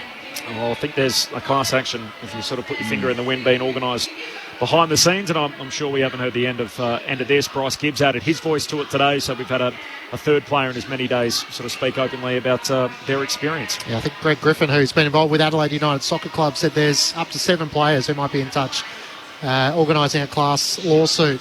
I don't know if you heard the lead earlier today. We had Peter Hudson on Corby alongside Darcy Moore. Of course, Hutto famously arrived in a helicopter. Well, one of our members might have also had a week where he transferred in a helicopter. So it was a busy week, wasn't it? With it wasn't Rammer and I. It wasn't me. I can't lie. Where did you go to, Sellers? Oh, I went to Billy's funeral. Oh, okay. And I was going to go with Val. I rang Val and said I'll pick you up in Ballarat, and I got a call from someone, and happened to be a little chopper ride instead of actually driving 3.5 hours each way. Can't mention his name, but he's I said I think I'm going with you. I'm not going. I rang Val and he said, "What are you doing? You dumping me?" I said, "Yes, I'm dumping you. Yeah. I don't want to drive 6.5 hours of the day." You didn't have any problem with that at all? None. Right. Just an easy dump, dumped him before. In all seriousness, though, obviously the sad passing of Billy. Yeah. How was the funeral? No, it's fantastic. Yeah. It was all mostly about his children and his grandchildren, who spoke beautifully, about what he was like as a bloke. I've already said it before. He's one of the great players I've ever played on in my life. But to me, he was a better bloke and a better person. than what he was a footy player, I can tell you. He's a terrific fellow. And his family show it at that funeral. They were fantastic. He'd be chuffed with his pies, I'm sure. Billy Picken, obviously, with Collingwood now 11 on the bounce. They're a game clear in the top two with just 2 rounds left in the home and away season, having won 6 games last year. 17th on the table to now second. I'm never telling you anything ever again. You need to tell me what's in the cone of silence and what's not. All of it's in the cone of silence. Okay. You know that. Okay, I know that for future reference. Fremantle by 23 points. Lauren Borden's on the boundary for us. So anything to report from downstairs, Loz? It's been quite quiet, actually, in terms of injuries. Alex Pearce had a small complaint with his right calf, but barely even chatted to the physios before running back onto the field again. So really, it's been a nice atmosphere down here, though. The Western Bulldogs fans are really making a loud roar, a good atmosphere down here for, I guess, what is retro round for them. Nice collars or the lining of the white around the collar. So the Western Bulldogs fans are enjoying it, obviously looking for a little bit of improvement in the third term, but making plenty of noise for a smallish crowd today. Thanks, Loz. The 2 subs unused. Toby McLean for the Bulldogs and Liam Henry for the Dockers. And David Mundy, of course, at 37 years young, announcing his retirement during the week. So this season will be his last. I imagine on the farewell tour, just experience a few things for the last time. Potentially a last trip to Melbourne.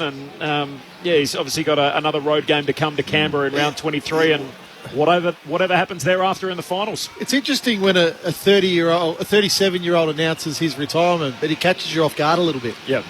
Oh, he's playing well enough to go on next year if he wanted to. Did Freo wind him up? I don't know. But I wonder if a few other clubs might make a phone call to him. Yeah. I was the same. I was shocked that he's... You ever heard of Maxwell Smart? Yeah. Well, that's it.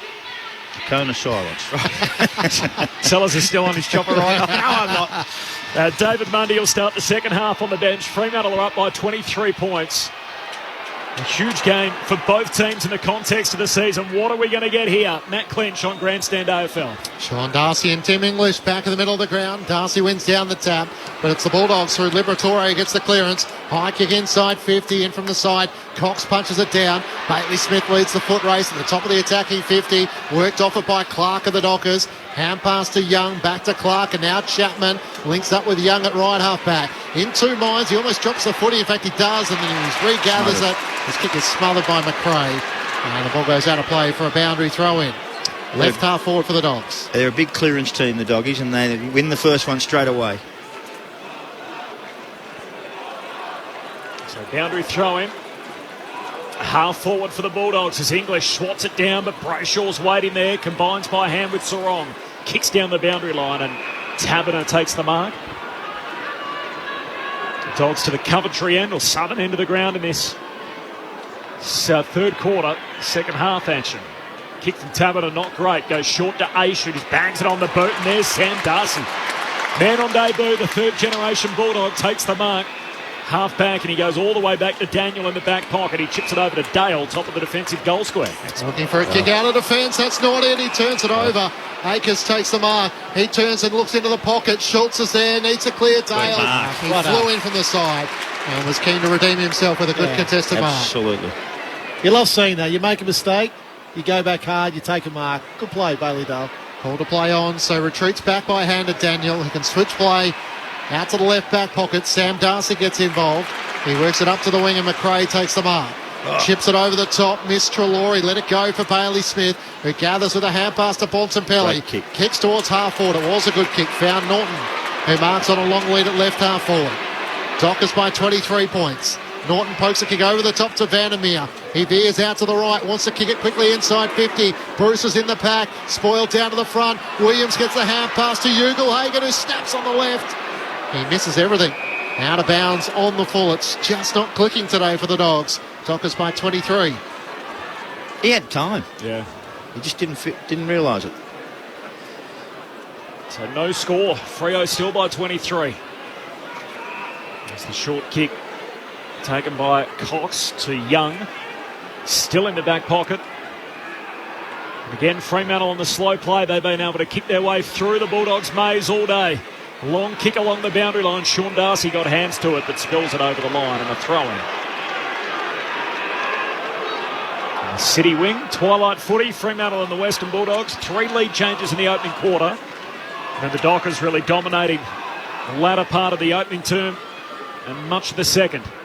Darcy wins it. That's Sean down for Fremantle. Kick from Brodie is smothered, but picked up by Bontempelli. Kicks inside about 50. Pearce desperate. Spoils it away for the Dockers. Vandermeer centre half forward for the Dogs. Hand pass away to Garcia. Works it away to McRae, and now Liberatore. It opens up in front of him. Short for Ugelhagen. He bounces into Aish and claims the mark right on 50. Wants to poke it to Bruce. The kick held up in the air. Ryan spoils it down. Bailey Smith runs the boundary, controls it, dribbles it to the goal mouth almost, but Akers steps it across. That would have been an extraordinary goal just to keep it going. In the end was denied by a matter of millimetres. Dockers by 23 points. Have you noticed a change, Rammer, in Well, the way the Dogs have started? A little bit more intensity, just with their run. Ryan comes out wide with the exiting kick, and Cox takes a strong contested mark in front of Dunkley. Hand pass to Tucker, kicks along the boundary line, and Logue takes the mark. They're out here, the Dockers, in a 2-on-1. Long kick to Schultz at half forward, leaps in the air, he'll get a free. Held by Daniel. Frederick keeps on moving in the pocket. Schultz comes back inboard and hits up the Freo champion, Andy Brayshaw, who marks at centre half forward, 45 out. There are numbers of run who come through the middle of the ground, which Brayshaw was one of them. Sarong was hanging around there too. So many targets he could have hit. What a season he's had, Andy Brayshaw. It's his 4th year in the big time. As he kicks from a step inside the 50 for a tone setter to start the second half. And Freo's difference maker puts it through. Freo to 10-4-64. The Western Bulldogs 5-6-36. The Dockers by 28. Well, Brayshaw's on his way to almost a Brownlow medal. If you have a look at him from half back, he plays half back, he plays half forward. He ran from the half back line. I saw him on the back of the square to the front of the square to get that ball, and that's the sort of work you need to do as a young man if you're going to do all those sorts of things and be a really good player. He's a ripper, this bloke. He's the leading tackler on the ground with 5 as well. He often does so much of the grunt work. Yeah, he does. Do umpires notice that, Ramler? I reckon they would. Yeah, he voted very highly last year. When you're under the umpire's nose all game, they're going to notice you. As Corby mentioned, he's having a great season, signed till 2025, and 3rd in the AFL Coaches Association Award.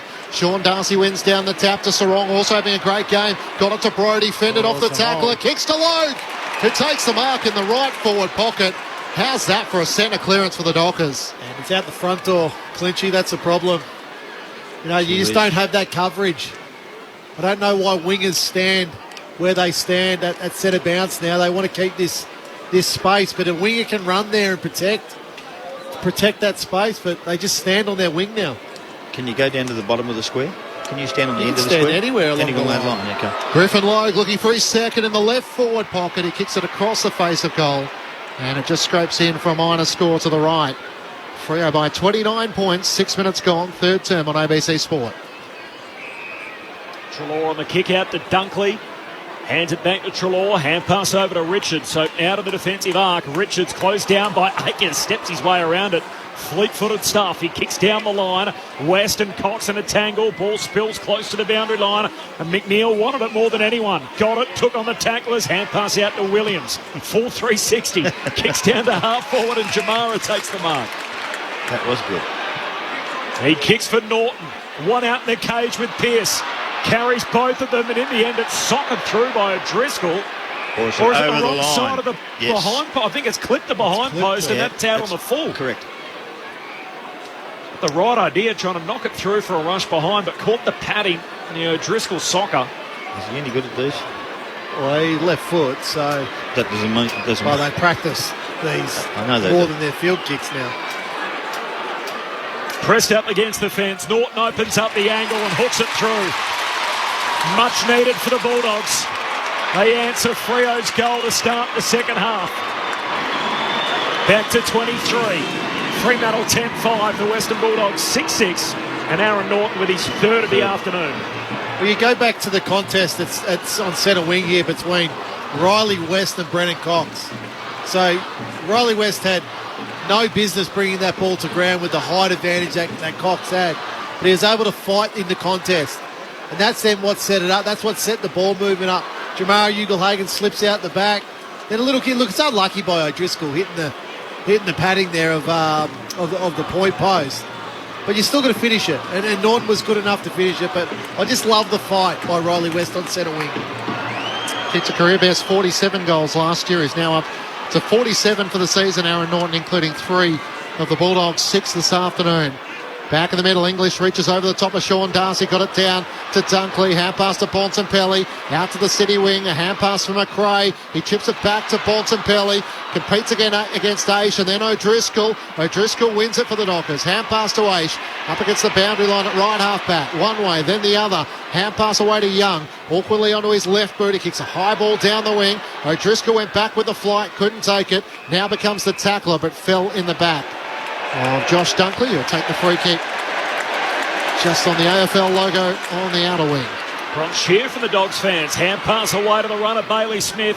Mullet flapping as he kicks to centre. That's not forward. a great kick. Akers takes the intercept mark. Jamara just a half second behind him. Gives it to Cox. Kicks a shocker. Footy will come back to Jamara. Now on the wing, dockside. Hand pass to Richards. Kicks the Bulldogs to half forward. Norton up and he's got his mitts around it. Marks wide out at half forward. He moves it on quickly to the top of the goal square. They come from all directions. They all miss it. The Bont rides the contact, gives it to Waitman, who pops it through on the goal line. 2 in a row for the Dogs. And Bontempelli, the skipper, coming crashing through at the top of the goal square, sets up Waitman for one of the easier goals that he'll kick. He's got 2, and Fremantle's lead down to 17 points, 10 minutes into the third. That was just a little bit of chaos ball up forward. Just get it up there, get the smalls around. Cody Waitman gets on the end of it because it's right on the goal square, right in front of it, and finishes it off. But it was all set up because they actually moved it quickly. Pull the opposition out, couldn't find a way to stop it. They were unsure of what to do, where the ball was going or what the bounce had. But Cody Waitman finished it off, and that's what they need to do against this team. They need to actually catch them unawares and keep trying to bash them up a little bit, push it down there, keep it in their forward line. Inside 50s are most important to the Doggies now. All of a sudden, the Doggies are finding a way to fight back. Bounce in the middle of the ground. Bruce into the ruck. Up against Logue, it spills down to Liberatore. He's tackled by Brodie, trying to knock it clear. It bounces off Bruce to Aish, who gets the clearance for the Dockers. Off the outside of the right boot, inside 50, Richards. In from the side, takes the intercepting mark for the Dogs. Flares it out to Treloar, who marks in the left back pocket. Away to Daniel, dodging and weaving away from Schultz. Up the city wing, spots up Vandermeer. Who did he claim the mark just inside the boundary? I don't think he completed it. And the umpire said it's a throw-in. Much of the Dogs fans' frustrations, feeling like they've been on the wrong side of a couple. Don't they all? That's traditionally the way that goes. Freo have kicked 6 goals from turnovers. They're ranked 16th in that category since the bye, which isn't usually the profile. Has September success. O'Driscoll rides a heavy bump from Garcia. Got a hand pass away, though, to Ryan. He gives it to Brodie, kicks across the centre square for Walker. Walker out further wide to Akers, puts Freo inside 50. Lob takes the mark at centre half forward. He's got Velcro for hands there, marking in front of Alex Keith. Big target, isn't he, when you think about him? Huge target, runs well, tall, great reach. It's his 4th kick coming up. Such a confidence player, Rory Lobb. When he's on, he's near unstoppable. 100% strike rate in the first half with 3 kicks for 3 goals. Their leading goal kicker this year, Rory Lobb, who's having a day out. He's now got 4. Freo back out by 23 points. And Rory Lobb, someone to depend upon this afternoon for Fremantle. Up to 34 for the season. The Dockers 12 minutes into the third term, 11-5-71. The Western Bulldogs 7-6-48. Dockers by 23. And look, it's again Blake Akers out in his own, able to deliver the ball into Rory Lobb. So if Rory Lobb's coming at Blake Akers, all he's got to be is good enough to hit the target. Now people will say the Bulldogs, they play a zone defence. Well, the zone defence is not working. It's simple as that. So you've got to adjust in football. You can't just go, we're just going to stick to that. Because if you stick to it, you'll comfortably get beaten. So you've got to change your mindset within a game of football to work out another way to win. Adam Romanascus with you on ABC Sport. Logue one down the tap, then did his own roving. Hand pass to Mundy, who breaks out of the centre square. Kicks to lob once more. He takes the mark on the lead, had it swatted away from his hands by Sam. In fact, it's Cordy who chopped the arms in the end, but Lobb had enough of it to be claimed the mark. Leading into this match, he'd taken 38 marks inside 50, the leading player for the Dockers by 20 marks in front of Lockie Schultz. So if he does go, it's going to leave a fair hole and a chance to kick his fifth. Out to the right, kicking from about 40 metres out. Lobb starts his approach, leans back on it, and as a result, favours the right-hand side with a minor score. 24 points, the Dockers lead. And Rory Lobb can't add to his 4 goals already. Ruins his strike rate, but still 5 kicks for 5 scores. It's run at 80%. 4 goals, 1 for Rory Lobb. I tell you what, the Doggies had a very poor centre bounce there. No one at the back, no one to cover. Keith takes it out of the defensive arc. He finds Richards, who marks at halfback. Clinchy mentioned the interest of Rory Lobb, who's on contract, but put your finger in the wind. It feels like he's sounding out clubs elsewhere in Victorian clubs, and one of them he's been linked to has been the Western Bulldogs. You're getting a fair look at him today as they work it up the halfway for Bontempelli. Kicks down to half forward. Westcott hands to it, no mark.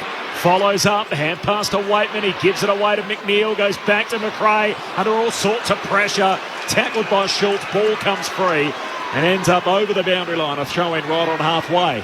Loopy handballs will get you in trouble. Pete off the SMS 0437 774 774. G'day Sellers. Turns out Val Perovic is filthy with you. Reckons he wore out a brand new pair of thongs on his white Achilles. Pick and send off.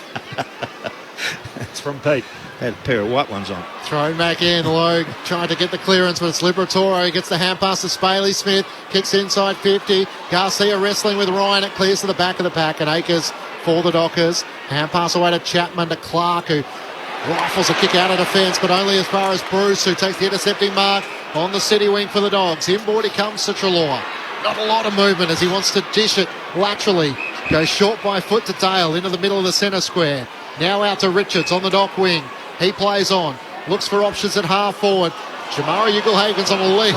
It's good marked. He spoiled it. Landed straight to Ryan. It worked out in the end. Kicks up to Taberner. Hand pass to Tucker. Through the middle of Docklands they go. Hand pass to Mundy. To Lobb on the lead. As easy as you like.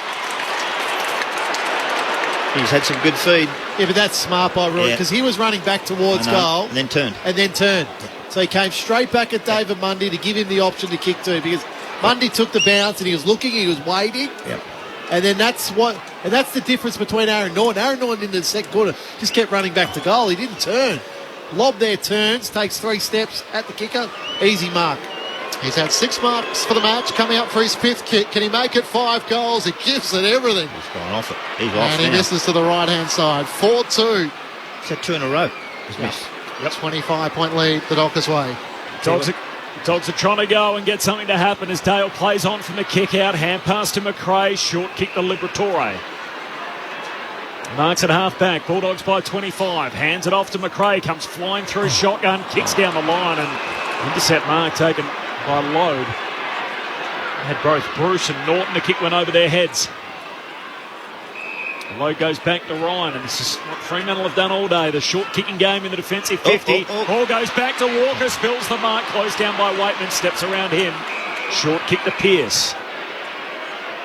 The acting captain at centre half back for Freo. Dockers by 25 points, 2 goals each in his 3rd term, which is 17 minutes old. Short kick to Chapman. Chapman goes wide to Clark, missed him.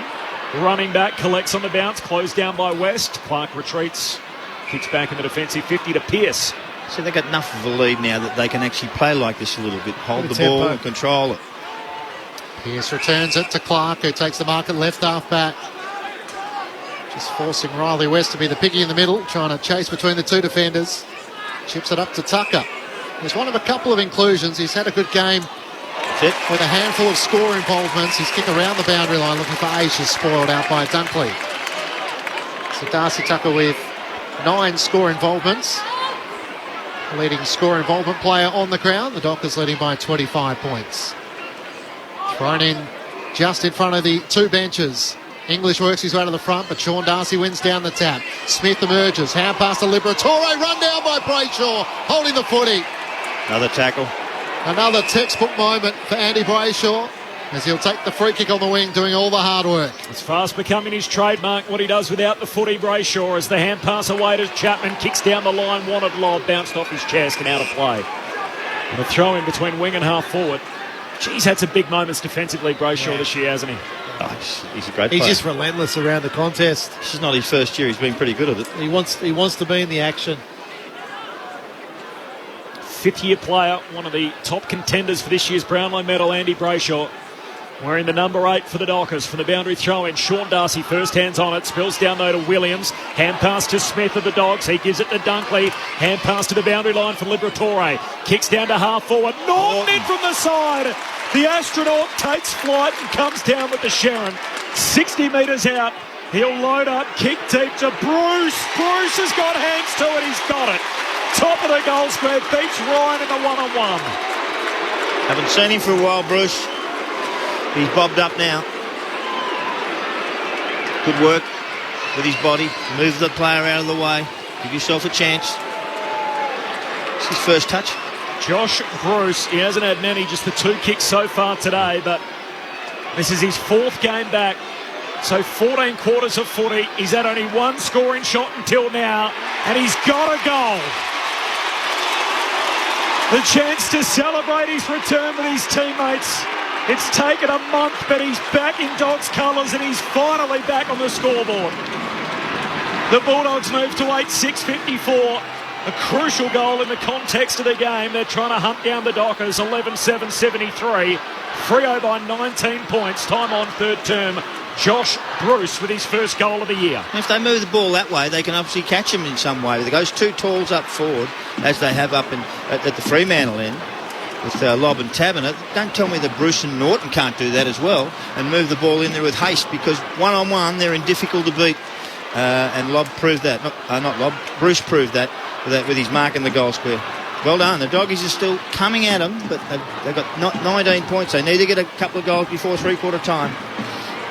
Kicked 48 goals last season to be the Dogs' leading goal scorer before his ACL. Before the finals, it's taken a long time to get his first goal of season 2022. Here's Sarong for the Dockers with another clearance. Hand pass to O'Driscoll. He arches the back, runs away from McRae. On 50, goes for home. What a great finish. A burst of pace which couldn't be caught. And that's why you'd pick him. That's why he deserves his spot. And the Dockers immediately answer back. Back to a 25-point margin. 12-7-79 to the Bulldogs. 8-6-54. The need for speed. Oh, that was just outstanding. Left footer, O'Driscoll. So he always wanted to come back inside to get onto that left foot. It was a good handball by Sarong.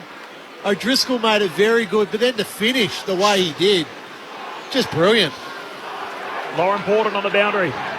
It's a really relaxed Freo bench down here. We've seen this happen a few times with teams when they're coming back from a tough loss. Blake Acres, chief among them, has been celebrating all the small wins on the bench, just running back on with a huge smile on his face. So a really relaxed Fremantle bench at the moment. Back from a hot spot in his foot. First game since round 8 for Nathan O'Driscoll. And another one to his ever-extended highlights reel. Back in the middle. English knocks it out in front of Bontempelli. Knocks it clear a couple of times. Now there's a contest on the wing. Spills out the Dogs' way. McRae hand pass to English. Kicks down to half forward. Cox knocks it away for the Dockers. Chapman took on the tackler. He's caught. Garcia got him. Advantage applied. Dunkley shoots goalward. Dunkley's off target. And behind. I love Josh Dunkley, but he's the player that you don't want the advantage to go to inside forward 50. That's not his go. Freo by 24, time on third term. Both sides with 3 goals in this third term. Ryan out to Cox, can't take the mark. Good pressure from McNeil, he wins the footy. On 50, kicks inside 50. Bruce and Newton-Hagen's there. Clark spoils it down. 2-on-1, the young Docker did well. It eventually rolls out to Bruce and he's over the footy. But plenty of encouragement for Jordan Clark. Absolutely. And his new colours showing his worth. And he forces a stoppage inside the forward 50 for the Dogs. Sean Darcy against 2. Josh Dunkley. So Darcy should comfortably just tap it down to Sarong. Has to clear it. His kick is smothered by Bruce. Ricochets back to him. He's now tackled by Brodie in a wrestle of strength, and he's going to be paid holding the footy. How do you get rid of that? How do you make a decision there, Rammer? The umpire must have seen prior opportunity. Simple. When he tried to take the tackler on? Yeah.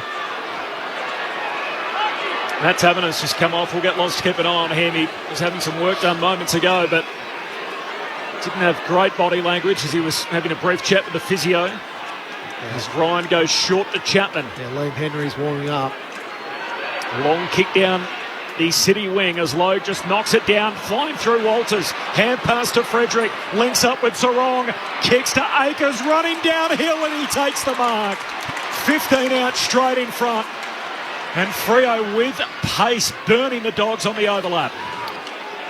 Well, it's burning him through the middle of the ground, Sellers. Totally. You know, I'm watching the Bulldogs midfielders. They're just 2 steps behind. They always go forward, though, mate. They don't go back. You understand what I'm saying? Yeah, they're not going back to help. They're actually trying to get the ball to go forward. And when they miss, they die. They're out. It's gone. The home crowd waiting for a reason to get involved, but the Dockers have hit the post. Through Akers at behind. He was 15 out dead in front. Should have finished that. 25 points, Fremantle's lead. Lauren Borden on the boundary. Tabnell him straight off. He wasn't happy at all, was pretty disappointed, went straight down the race, was pointing to his right leg. Liam Henry warming up at the moment, so it doesn't look like good signs at the moment. A little bit of a risky kick in, but Richards was able to make it work with McRae. They work at the left half forward. Bruce takes the mark. Hand pass to Vandermeer. Inside 50, over the head of Ugelhagen. Getting back, Cox gets a fist to it. And spoils it out of play in the left forward pocket for the Dogs. That's a bit of the difference. Trying to move it in quick transition, the Dogs unable to hit targets. Well, Ugelhagen actually made a lead and he kicked it over his head. Correct. Can't believe it. Would have gone up and punched him on the chin. Marcus in South Melbourne off the SMS. Great to see O'Driscoll back from injury. Go the Dockers. They call him Noddy, is his nickname, for obvious reasons. We used to watch that cartoon growing up. Throw him back in. Walker for the Dockers. Hand pass to Mundy. He runs out of room. He had the red card, didn't he? Noddy? Because his initials are NOD. Ah, so Nathan okay. Noddy. Yeah. Sorry. I don't know that obvious. Yeah. That's good. I'm with you now. I like it. Yeah, I'm with you. Kind of works for him. Yeah, it's good. The other one I like is they call Michael Frederick Ricky, which they could easily call him Freddie, but works better. Norton tries to take it out of the right. Kicks long towards the goal mouth. Ugelhagen had it spoiled away from him by Pearce. Brody didn't clear the areas. Hand pass left Ryan, a bit to do. Wanted a free kick for High, not given. Squeeze kick forward from Garcia. A chance still for the Dogs, although Pearce gathers. Kicks out to the left back pocket. Schultz with all his speed. Gathers, back pedals. Kicks down the line. It might work. Frederick trying to run onto it. He's got to deal with Daniel. They tangle and Daniel almost wins it. He does. Hand pass around O'Driscoll to Williams. Over the top of the footy. O'Driscoll over the top of him. They wrestle forward at ground level. An entertaining one-on-one clash just in front of Lauren Borden. Tabner has just come up from the rooms. Not good news for him. He's getting his right ankle taped up and iced. Liam Henry coming into the game now. He's got his playing jumper on, ready to sub on. From the stoppage, Liberatore gets the clearance as he so often does. Great contest in the air, and Garcia takes the mark. He's too far from home, 55 out, so he'll just set it up in the direction of Ugelhagen and Norton, and Cox swats it away. How good has he been on the last line all year for the Dockers? And Brennan Cox knocks it through for a rush behind. Freo by 24. Sorry, Sellers, late in the third. No, they just know you're going to kick it there. And he was going to kick it there. Why wouldn't he just change the lane somewhere and go to the middle of the, just 10 yards out? It's just ridiculous sometimes, but they do. It's 24 points Freo's way, but it feels like it should be a lot more than that. Young out of defence. Akers couldn't take the mark. Logue was dragged down. We're not in possession. Sam Darcy gave away the free kick. Brodie took the advantage. He turns it over. Miss Frederick. English short to Bruce. On 50. He might wind up. Gives it everything he's got, but it's high towards the roof. Ugelhagen underneath. He flies early. Brought down by Cox. Straight to Dunkley. He jams it through. Basic instinct. Front and centre and just jammed onto the boot. And all of a sudden, it's dragged back to an 18-point margin. Fremantle's way. The Dogs are still alive. 12-8-80 to the Western Bulldogs. 9-8-62. 27 minutes gone, third term on ABC Sport. Nothing wrong with getting it in 10 metres out, so the opposition have to stand and they have to carry with big talls here as well. All of a sudden, Dunkley's at the front and square. They've kicked 3 or 4 front and square goals. Continue to do so, because if you can bring it to ground, you give yourself a chance, and Dunkley was clever. Just got it one clean hit, bang, straight through 3 or 4 guys. There's still a chance here, the Dogs. Don't give up on them yet. Feels like this crowd's just waiting for an excuse to get involved and make some noise. They haven't been able to kick more than 2 in a row all day. They've had the better of this third quarter, so they've kicked 4 goals to 3. That's their best quarter. It's still 18 points the Dockers' ways. We close in on three-quarter time. Sean Darcy with the head out back in the middle, but Libba, first touch, hand pass to the Bont, left it behind. Libba has another go, tackled by Sean Darcy. Hand pass turned over. Here's Schultz, links up with Walker, kicks straight down the pipe to Walters, who takes the mark.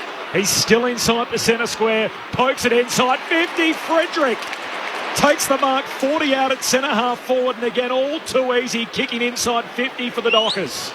Showing off their speed, haven't they? They've got plenty of pace, haven't they? Plenty.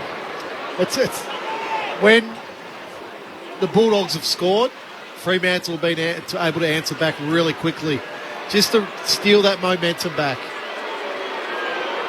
One of 3 sets of twins in the AFL, Michael Frederick. His brother Martin at Port Adelaide. Frederick moves in, his set shot sails goalward and it sails through. They've responded to every push, Fremantle. And again, it's back out to 4 goals the Dockers' way. Fremantle 13-8-86. The Western Bulldogs 9-8-62. The Purple by 24, half-hour mark, third term. Yeah, you love that. You love that from Fremantle. It shows they want to fight. They want to fight this game out. They want to finish as high as they can on the ladder. You listen to the crowd. Obviously, it's pro the Western Bulldogs, but to be able to Dunkley kicks a goal, tries to pump the crowd up as much as he can, but then straight out of the centre square, Fremantle good enough, hit Frederick on the lead, quiet down the crowd again. With a win in today's match, they jump up to 4th, of course. There's still a couple of results which could knock them from that position, but they do have the 2 points from the bye. Bounce back in the middle. Sean Darcy and English got it down to Liberatore. Hand pass to Bailey Smith. He pulls it in with his fingertips. Hand pass to McRae. Kicks wide for Ugelhagen. That's better ball movement for the Dogs, but he's hard up against the fence in the left forward pocket. He'll have to kick from just inside 50. Yeah, wonderful kick. He can nail this. Hasn't had a lot of the footy today. Rory Lobb territory in the second quarter. Other side of the ground. 9 disposals for Jamari Ugelhagen. Just the one behind. He sets flight. It's online, but to the left. And just the wrong side of the post. A 23-point lead the Dockers' way. Half an hour gone. Third term, ABC Sport. Left footer though, so same degree of difficulty. Yep. Right pocket for Lobb, left pocket for Ugelhagen. Didn't get the same result. Couple of behinds for Jamara today. He's had a big couple of weeks. 5 for the last time they played here a fortnight ago. Dockers long out of the defensive arc from Clark. English hands to it, slips through to Sam Darcy. Hand pass to Trelaw, gives it to Richards. From the low goal, the broadcast wing, kicks inside 50, sits up for Cox, spoils, but back inboard. The Bont pushes it through to Dunkley, jams it on the boot, chasing out after it. Bruce copped an unkind bounce, goes to Aish to give him a nudge as the ball runs out of play in the forward pocket for the Bulldogs. Interesting tactic. Don't worry about the ball. Thought if I can take you out, I'll get the ball, no worries. It's at 32 minutes into the third term, Freo by 23. Toss back into play. Norton doing the ruck against Sean Darcy. Down to Liberatore. Nowhere to go. It's now quickly hand passed away to Garcia. His kick goes straight up in the air. Ugelhagen has a fly at it. Norton as well. It spills down to Cox. Hand pass to Young. Trying to find a way out. Goes back to the right back pocket. And Ryan with a kick away as the siren sounds. 4th three-quarter time. It's really been all the Dockers since the opening quarter. They led by 9 points at quarter time, by 23 points at half time, and got out by 25 in that third quarter before eventually leading by 23 at three-quarter time. 13-8-86 to the Western Bulldogs, 9-9-63. And a goal late there to Frederick Mentz. It was a 4-goal term apiece in that third term. Rory Lobb with 4 goals for the Dockers. He could have kicked his 5th in that third term. He had a couple of shots on goal.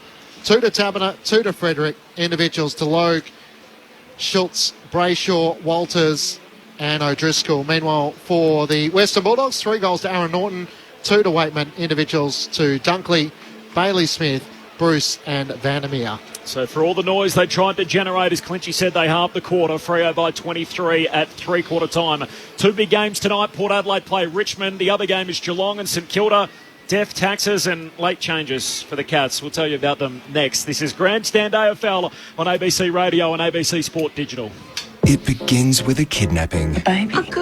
Grace will be happier elsewhere anyway. And connects 8 strangers on one dramatic day. I told her I will always protect you. Oi, chill boys, relax. 8 new writers, 8 stories, 1 city. I hope in the next life I get to be your daughter again. The critically acclaimed film, Here Out West. All I know is I don't want to be far from home. Sunday night, August 14 on ABC TV and streaming on ABC iView.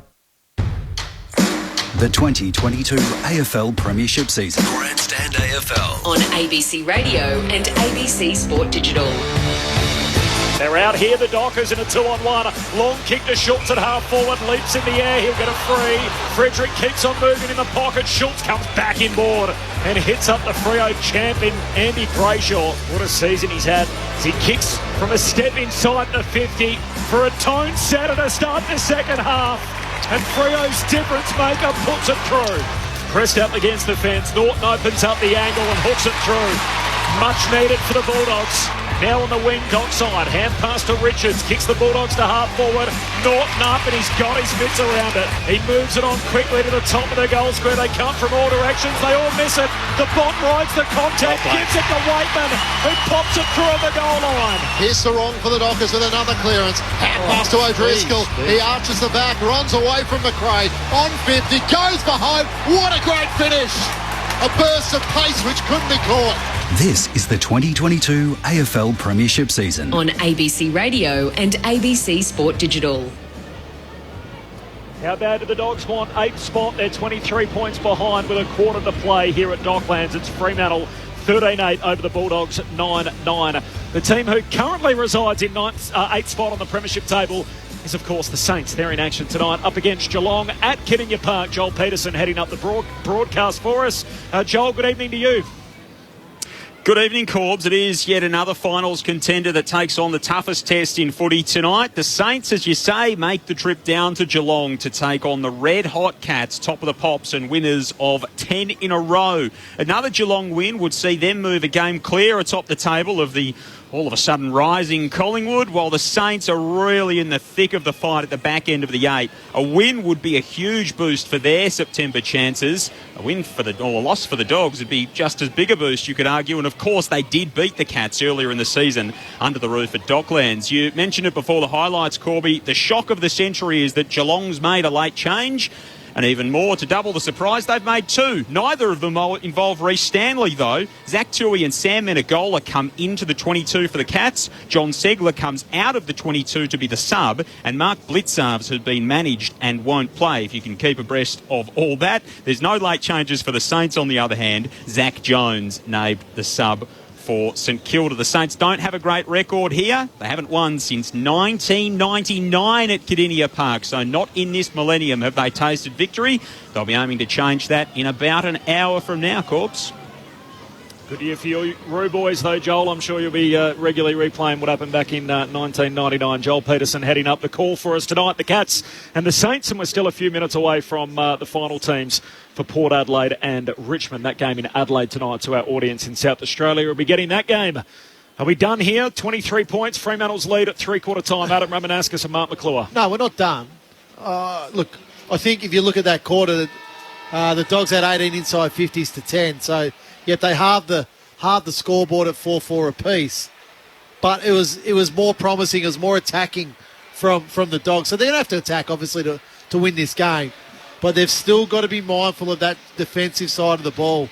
Just on a couple of occasions, they got really opened up by Fremantle with their run through the middle of the ground. So, it's either going to be an all-out attack and they get over the line, or Fremantle might kick a couple of easy goals in this quarter and stretch that lead out pretty quickly, Sellers. I thought they were really good at the start of the quarter. They were enthusiastic, they were dynamic, and they got some scores. But then all of a sudden they dropped off a little bit in the centre bounce. They lost a couple of centre bounce because they all run forward, because they all want to score. And that's not how we play this game. Sometimes you've got to stand back and wait and stop a few. 2 goals from easy centre bounces, and all of a sudden it's turned again. They're pretty good, Fremantle. I like the way they've played. I love the way they're set up with their talls and smalls around the place, and they've got a stack of speed. Can the Doggies beat them? Well, they beat Melbourne here 2 or 3 weeks ago. Got them at the end of the day. They may do. Hold your seat. They played well in front, Fremantle, this year. They're a perfect 10-0 when leading at three-quarter time. They've got a 23-point advantage with 1 turn to play as umpire Jacob Mollison thumps the footy into the Docklands turf.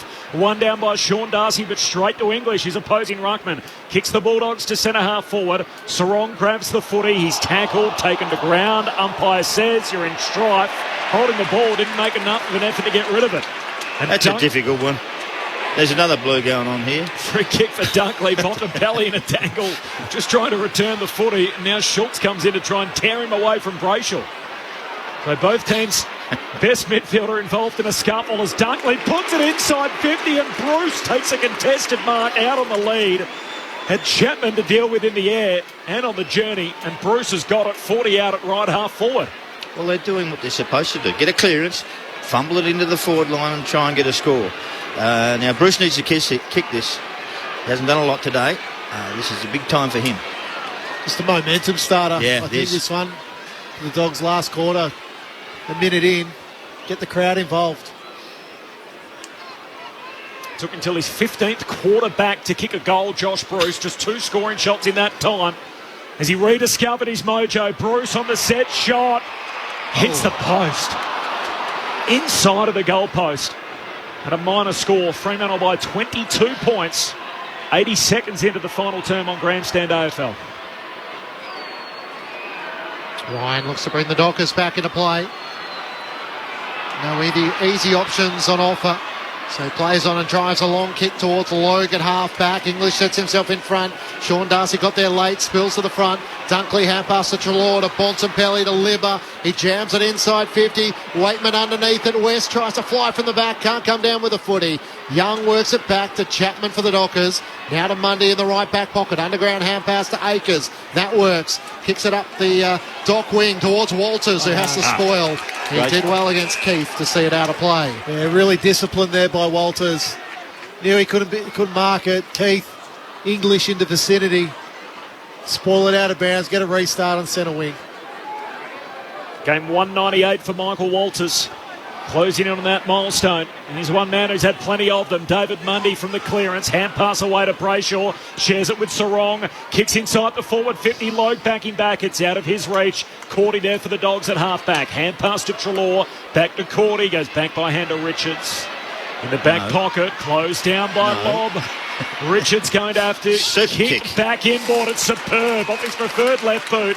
And finds another southpaw in Bontempelli at centre half back. Dockers by 22, through the middle looking for Treloar and Vandermeer. Crashed into. It's picked up by Schultz, who dodges and weaves. Kicks out towards the Dock swing, where Mundy takes the mark. So just confirming, Lauren, we had that sub with Matt Taberner out of the match.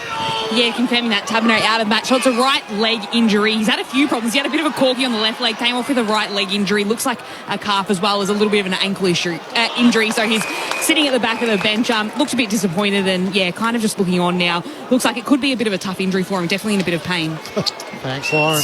That's unbelievable, I thought. He's spoiled it into the crowd and then he's gone over just to check. I must have hit a supporter fairly hard. I would have. Just to check if they're okay. A young Doggies fan winning every parent's heart there. So a throw in on half forward. A free kick the Bulldogs way. They take the advantage. Liberatore got it forward to English. Good block from McRae. Long inside the 50. Norton's there. Bruce as well. Norton back with the flight. Can't hang on. Although Vandermeer lays a good tackle on Chapman and locks the ball inside 50 for the Dogs. Great ambassador for the game, isn't he, Marcus Bontempelli? Superstar. 22 points, the Dockers lead. Deep forward, though, for the Bulldogs. Knocked out by Cox to the back pocket. Ryan, hand pass to Chapman, and the Dockers will get it out of defensive 50. Lobb just bowls over a couple on the way through. There's a free kick for English. He was taken out. Got to keep going quick here. Mark and roll. Got to keep going quick. Put some pressure on. They're all deep forward for the Bulldogs. He goes short and wide out to McRae. If he just traps it. That's just pinching a kick. There's only one spot this ball can go now. And that's into the forward pocket for Norton. He got hands to it, couldn't reel it in. Spills out the back and a pack forms around Pearce. He got a hand pass out. Bottom of the pack is Mundy. He's tackled front on by Liberatore. And a free kick to the ageless Docker, and now a second 50 against Liberatore. The first one for shifting on the mark. I can only assume this is for his feedback. And the umpire told him he needs to be a little more constructive with that. So 50 metres against Liberatore. In his 19th and final season, David Mundy, the game's record holder for the Dockers. Into the middle of the ground for Young. Now wider still for Ryan. Up the city wing. He's able to work it forward to Cox. Has it attacking side of halfway, but a congested forward 50. Just sends it long towards Logue in a wrestle with Keith. It's spoiled down to the front. Dale has it. Henry has him. And takes him over the boundary line for a throw in. Just inside 50 for the Dockers, who lead by 22 points. 5 minutes gone, final term. Biggest lead of the game was 29 Fremantle's way. Time on in the second. Boundary throw-in. Logue doing the ruck work, got hands onto it, picked up by Aish in the long sleeves. His tackle just dropped it cold. Ump says play on. Now Dale has it, bottom of the pack, and will have a ball up. Well paid last night. Jamie Alley got 3 of them inside forward 50. Ball spills out, incorrect disposal. From the restart, here's Mundy. Just hand pass away to Sarong. Can kick it to the top of the goal square. Lob's down there reaching for it. No mark. Falls to Daniel. He's tackled immediately. And a ball up. Top of the goal square for the Dockers. Freo by 22. Early doors. Final term. Cordy's done a pretty good job on Lob since he's got there. He had 3 at the start. He's only got 4. He did all his work early in the first half. Nowhere to go for Tucker. He's tackled. Ball spills clear. Schultz dodging and weaving. Can't get boots. A ball. Is that hold of the footy? This time the tackle's rewarded. The Dogs take the advantage. Bailey Smith drives a long kick up the city wing for 2-2.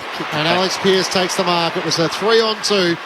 The Dockers way. They worked well in numbers. And he comes inboard to Clark. He can switch it out to Akers, who could take the mark on the broadcast wing. They're all still in Freo's front half. Akers looking inside a crowded forward 50. Goes long to Logue, the key target. Flying against him, English. Takes the intercept mark. That's what he's added to his game this year, Tim English. Yeah. That contested mark, helping out his defenders.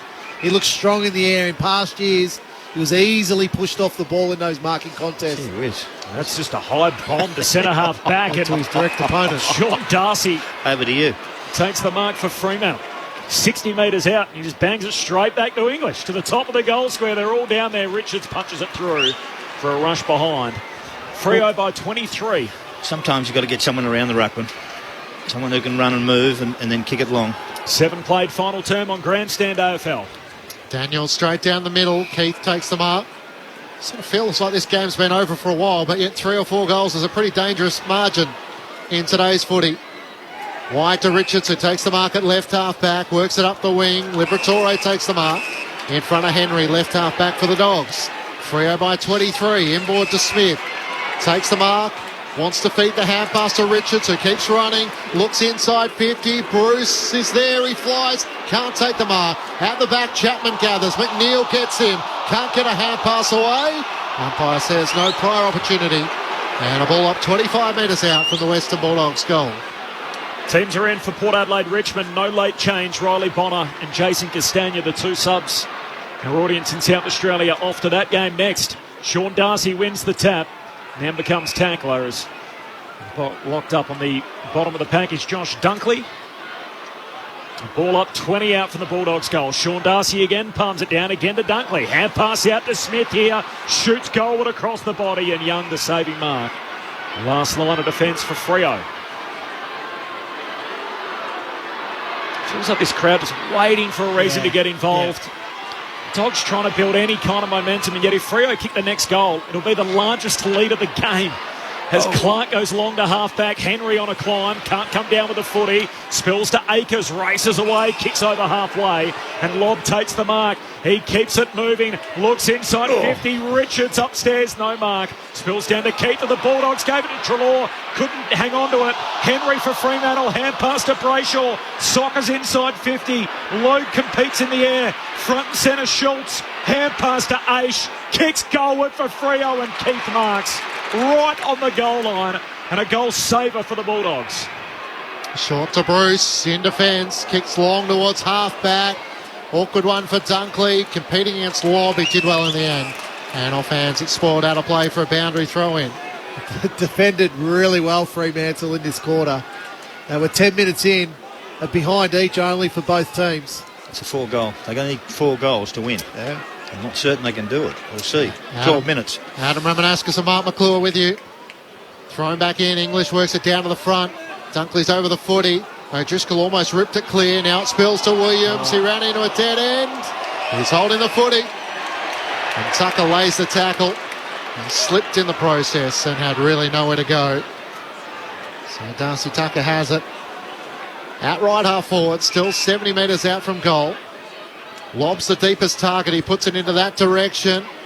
Logue's there as well, it spills past Sam Darcy and it's picked up by Dale on the last line.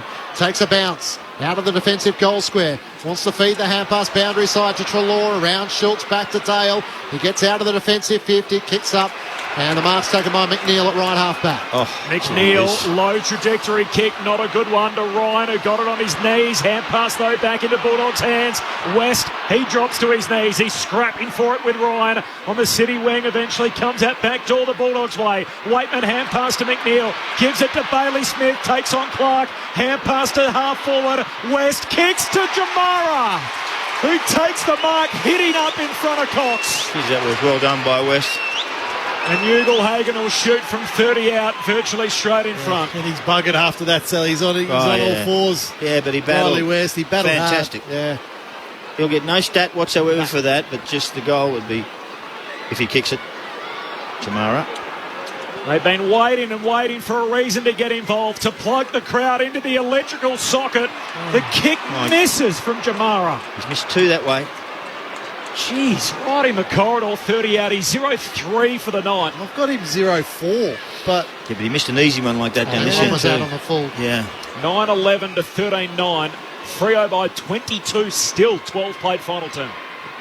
Cox brings Freo back into play, long towards Lobb, in from the side, Sam Darcy. That's a 5th intercept mark onto Boo, kick inboard to Treloar, spoiled down by Logue. Little topo from Brayshaw, back to Logue. Schultz with a fumble as Henry streams forward. McNeil did well to scrap it down there. Treloar with a hand pass, away to Dale, and now a chance for Cordy. Awkwardly works the hand pass over the top to Smith, who got around Walker and now accelerates. Centre wing, off the outside of his boot, it dribbles to Liberatore. He has to scrap with Aish, trying to knock it clear, and Aish locks the footy up. Or does he? It spills eventually out. Ripped out by O'Driscoll. Got it to Young, to Walker, almost dropped it. Tackled by Garcia, still a chance for the Dogs.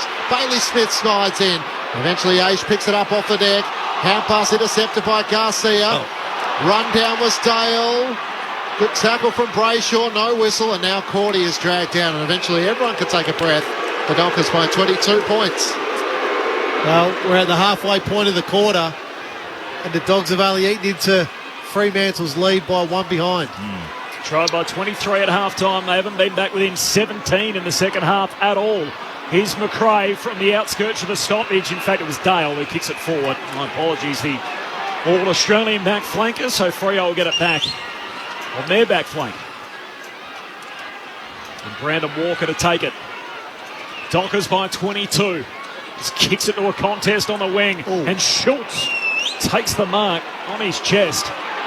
And now 50. You reacted to that run where he got a bit of a shove after taking the mark, hit the ground hard. Yeah, I think one of Sam Darcy's legs just may have went into a position that it shouldn't have.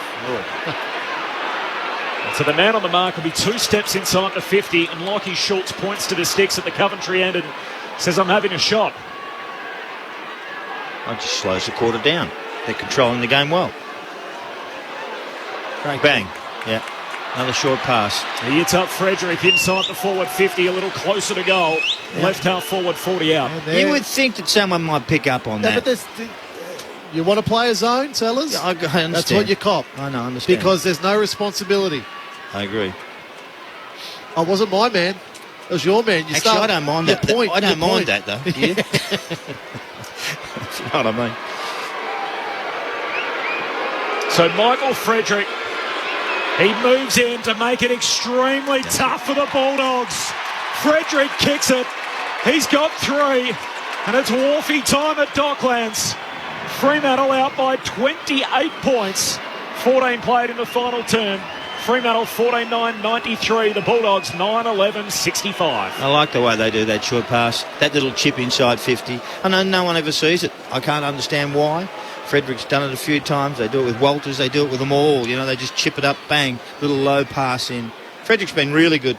He's kicked 3 goals. He's kicked 2 in the... where is he? Frederick's has kicked 3 goals, yeah. 1, 3, 4. 1, 3, 4. So he's had a good spread, and he's a good user of the ball. Speedy, and that is probably the end of the Dogs by me, I would think.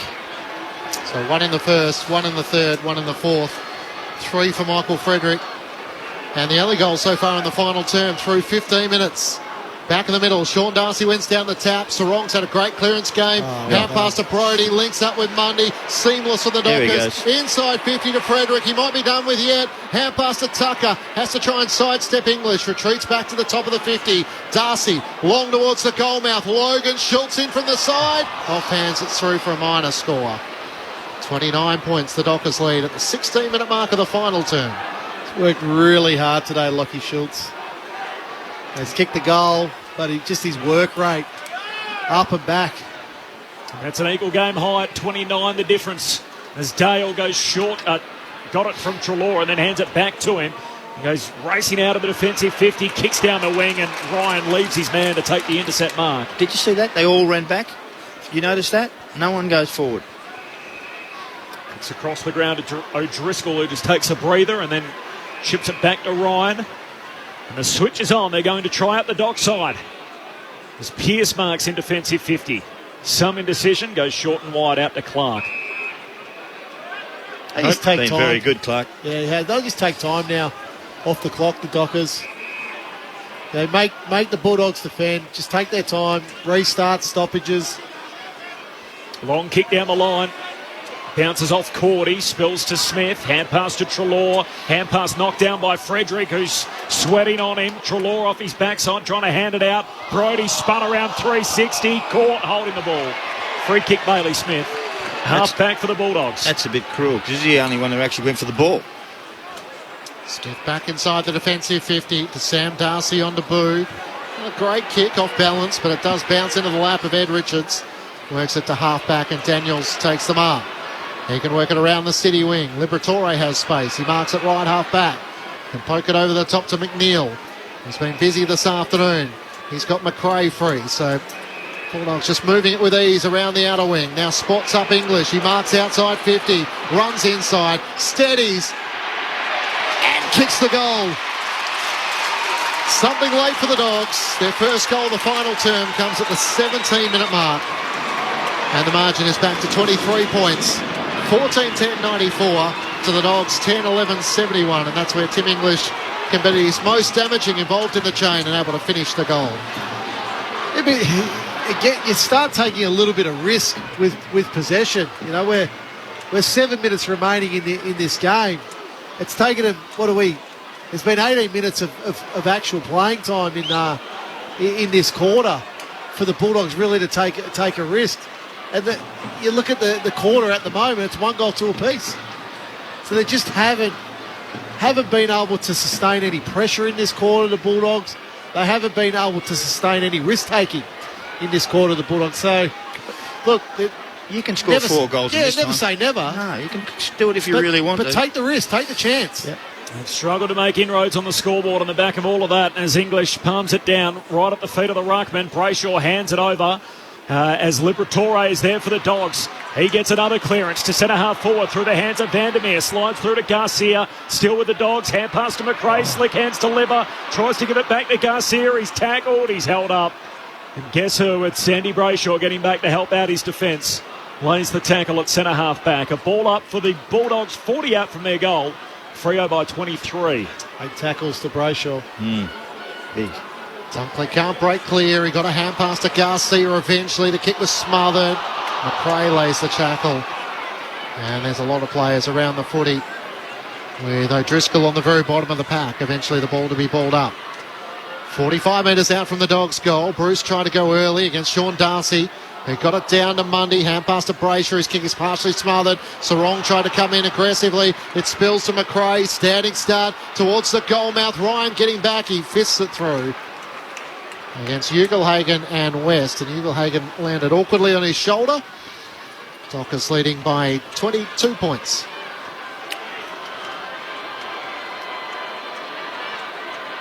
Approaching time on here. Final term. And the sand running out in the hourglass for the Bulldogs as Ryan goes long to the wing. Logue reels in a one-hander. Somehow in a pack of 5 or 6. Got it in the left mitt. He's had 12 marks, Ryan. 12 marks. Playing down back. And short to Cox. Cox back to Logue. 22-point lead for the Dockers. Almost into the final 5 minutes on the game clock. Short to Cox, wow, dangerous. That's not a good one. To centre half back, wanted Pearce, kicks it over his head. Dogs onto it through Dunkley. Hand pass to Garcia, chips inside 50, not a great kick. Clark will get there on the half volley. Hand pass away to Pearce, and a let off for the Dockers defence. Hands it out wide to O'Driscoll, kicks looking for Henry, up strong. Had taken over the shoulder by Daniel. Free kick, Henry and the Dockers. Lauren Borden on the boundary. Plenty of Freo fans here in the house tonight to enjoy this win here, and a few signs popping up saying thank you, David Mundy. So some coming out as well to see what could be Victorians' final game in Victoria pending finals. Thanks, Lauren. Henry kicks towards half forward. Sean Darcy couldn't take the mark. Dunkley kicks back up towards the wing. McNeil battles with Brayshaw. Chapman slides in, wins it for the Dockers. Hand pass to O'Driscoll against the boundary, puts it out in front of Henry. Couldn't take it cleanly. Opened the opportunity up for Dunkley, who regathers. Hand pass to Daniel, 1-2 with Dale, and now to Bruce on the wing. He turns like the Queen Mary and drives it towards Ugelhagen, and a 2-on-1. And Ryan with Cox, but a free kick. It's going the way of Jamara. Held out of it in the eyes of the umpire by Cox, and a win for the Bulldogs there against the odds. Ugelhagen kicks inside 50, not a great kick. Didn't give Vandermeer much of a chance, and Clark takes the mark for the Dockers in the left back pocket. Short to Cox. I've done it all day. Fremantle just trying to sniff out any sort of momentum the Dogs have tried to build. After the Dogs asleep at the wheel in the second quarter, Fremantle opened up a 29-point buffer, and the Dogs haven't been able to really get within 3 goals thereafter. Frederick Chapman, short kicking game in the back half. Just trying to bleed the clock out here. Fremantle goes longer back to Frederick. Kicks down to half forward. Walters all alone. They've just kicked their way through the dog zone all day. Puts it inside 50. Henry thought about going for the ride. Punched away by Dale. It'll sit up for Walker. Henry passing through. Grabs it for Fremantle. Hands it to Brayshaw. He's standing right next to him. Pack forms around the pair. Umpire lets them go. It comes out the back door to McNeil. He gives it to Smith. Quick kick forward. There's a turnover and a diving mark taken for Luke Ryan again, Salas. Yeah, he's killing them. 13. That They're is. lining up at half forward. Kicks towards Brody, Aish and Frederick. In the end, he can gather Aish and kick inside the 50 into the right forward pocket, and Griffin Logue takes the mark. He's done it all. Luke Ryan, 30 possessions, Yeah, he's had 13 marks. Monster game. 4 tackles. What's his kicking efficiency, Rammer? 100%. 100. He doesn't kick much. He's had 23 kicks. At 100%. At 100%. Even Sells is surprised by that, as are we. He 5 must be kicking him 10 possessions. metres. Is he kicking him 10 or 15? And he's very good. They hit the target, doesn't Very matter. good. Very good. Griffin Logue with the 8 marks, shooting for his second goal, deep in the right forward pocket. He can't kick truly. And the margin is 23 points Fremantle's way. 23 minutes gone, final term on ABC Sport.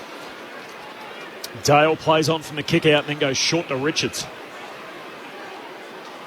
Huge result for Fremantle with winnable games to come. The Western Derby next week and then GWS in Canberra. Last game of the home and away season. Trying to win back a spot in the top 4 where they've sat for most of the year. As Richards kicks down the wing and finds West. Pops it inside 50 for the Dogs. Bruce runs underneath it, and there's Luke Ryan, takes the mark. Back pocket for Fremantle. See, if you're playing as a forward, Josh Bruce is not what you want.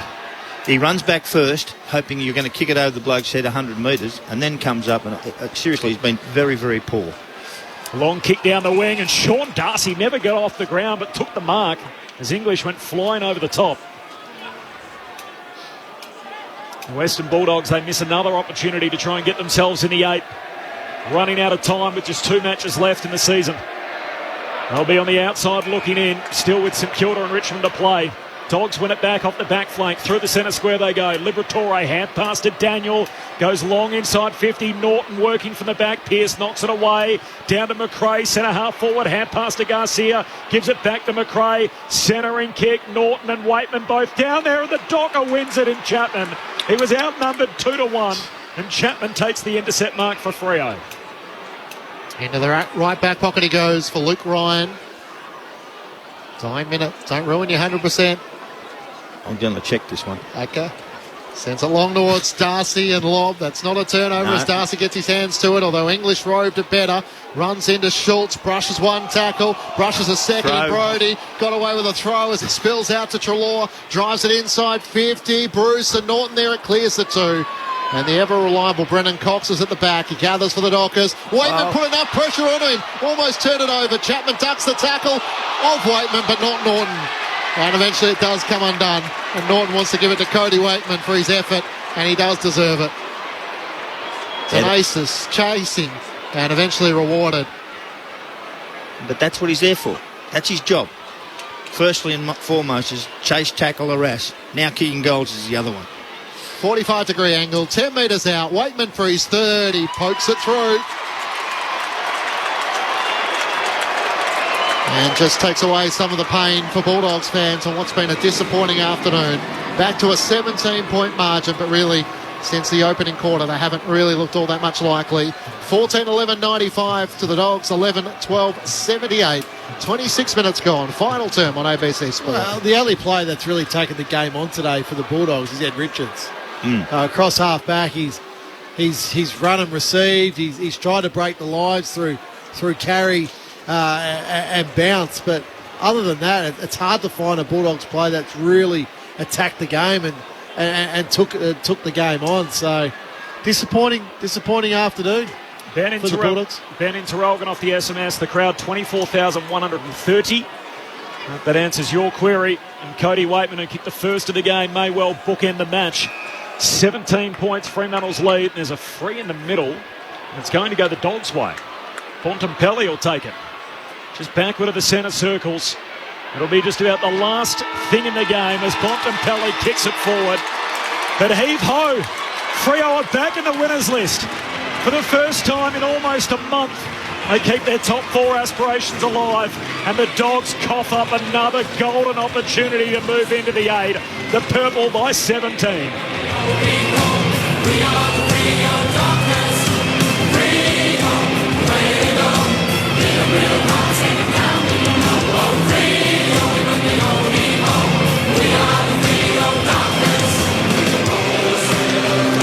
They rolled them and rocked them in the first half. Fremantle, they led by 23 points at half-time, 23 points at three-quarter time, and in the end it was 17 the difference. 3 lead changes in the opening quarter, but from there on, Fremantle built the lead, they protected it, and the Dogs never really threatened.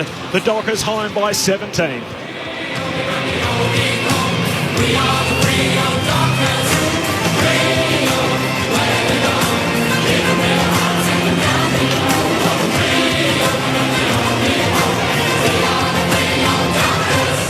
They're up to 13.5 wins, so they have games against West Coast and GWS to come. They will start a prohibitive favourite in both.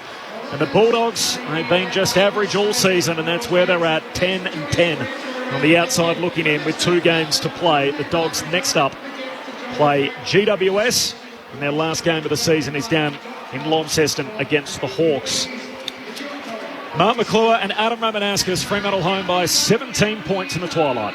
I think we saw a side that can actually handle the finals. It's got a well-balanced team and what they've got. They've got really good midfielders and their forward line's good. But their defence, we just have a look at their defence.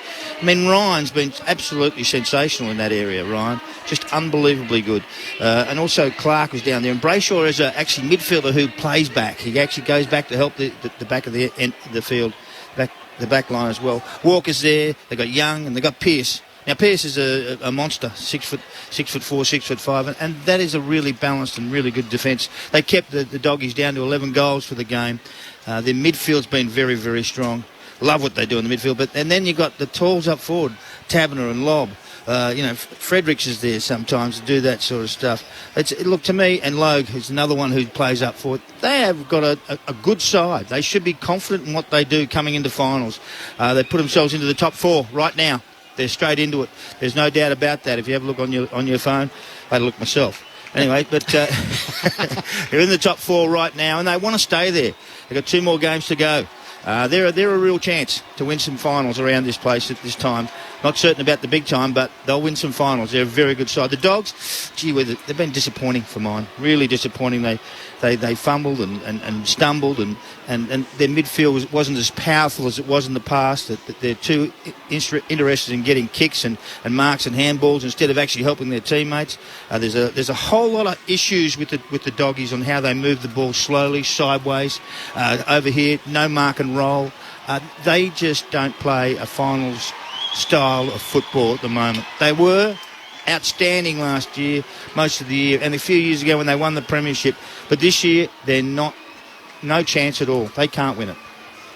Just on the immediacy, Rammer, as Sellers mentioned, in the top 4 at the moment, Fremantle, they would need Sydney to lose to North and Brisbane to lose to Carlton to stay there. So, but their top 4 hopes are alive with winnable games to come. Yeah, no doubt. And I think that's all you can ask. You've got to put yourself in a position to finish top 4, and this was the win that they needed, Fremantle, so they were able to go out and do that. But it wasn't the usual suspects today, No.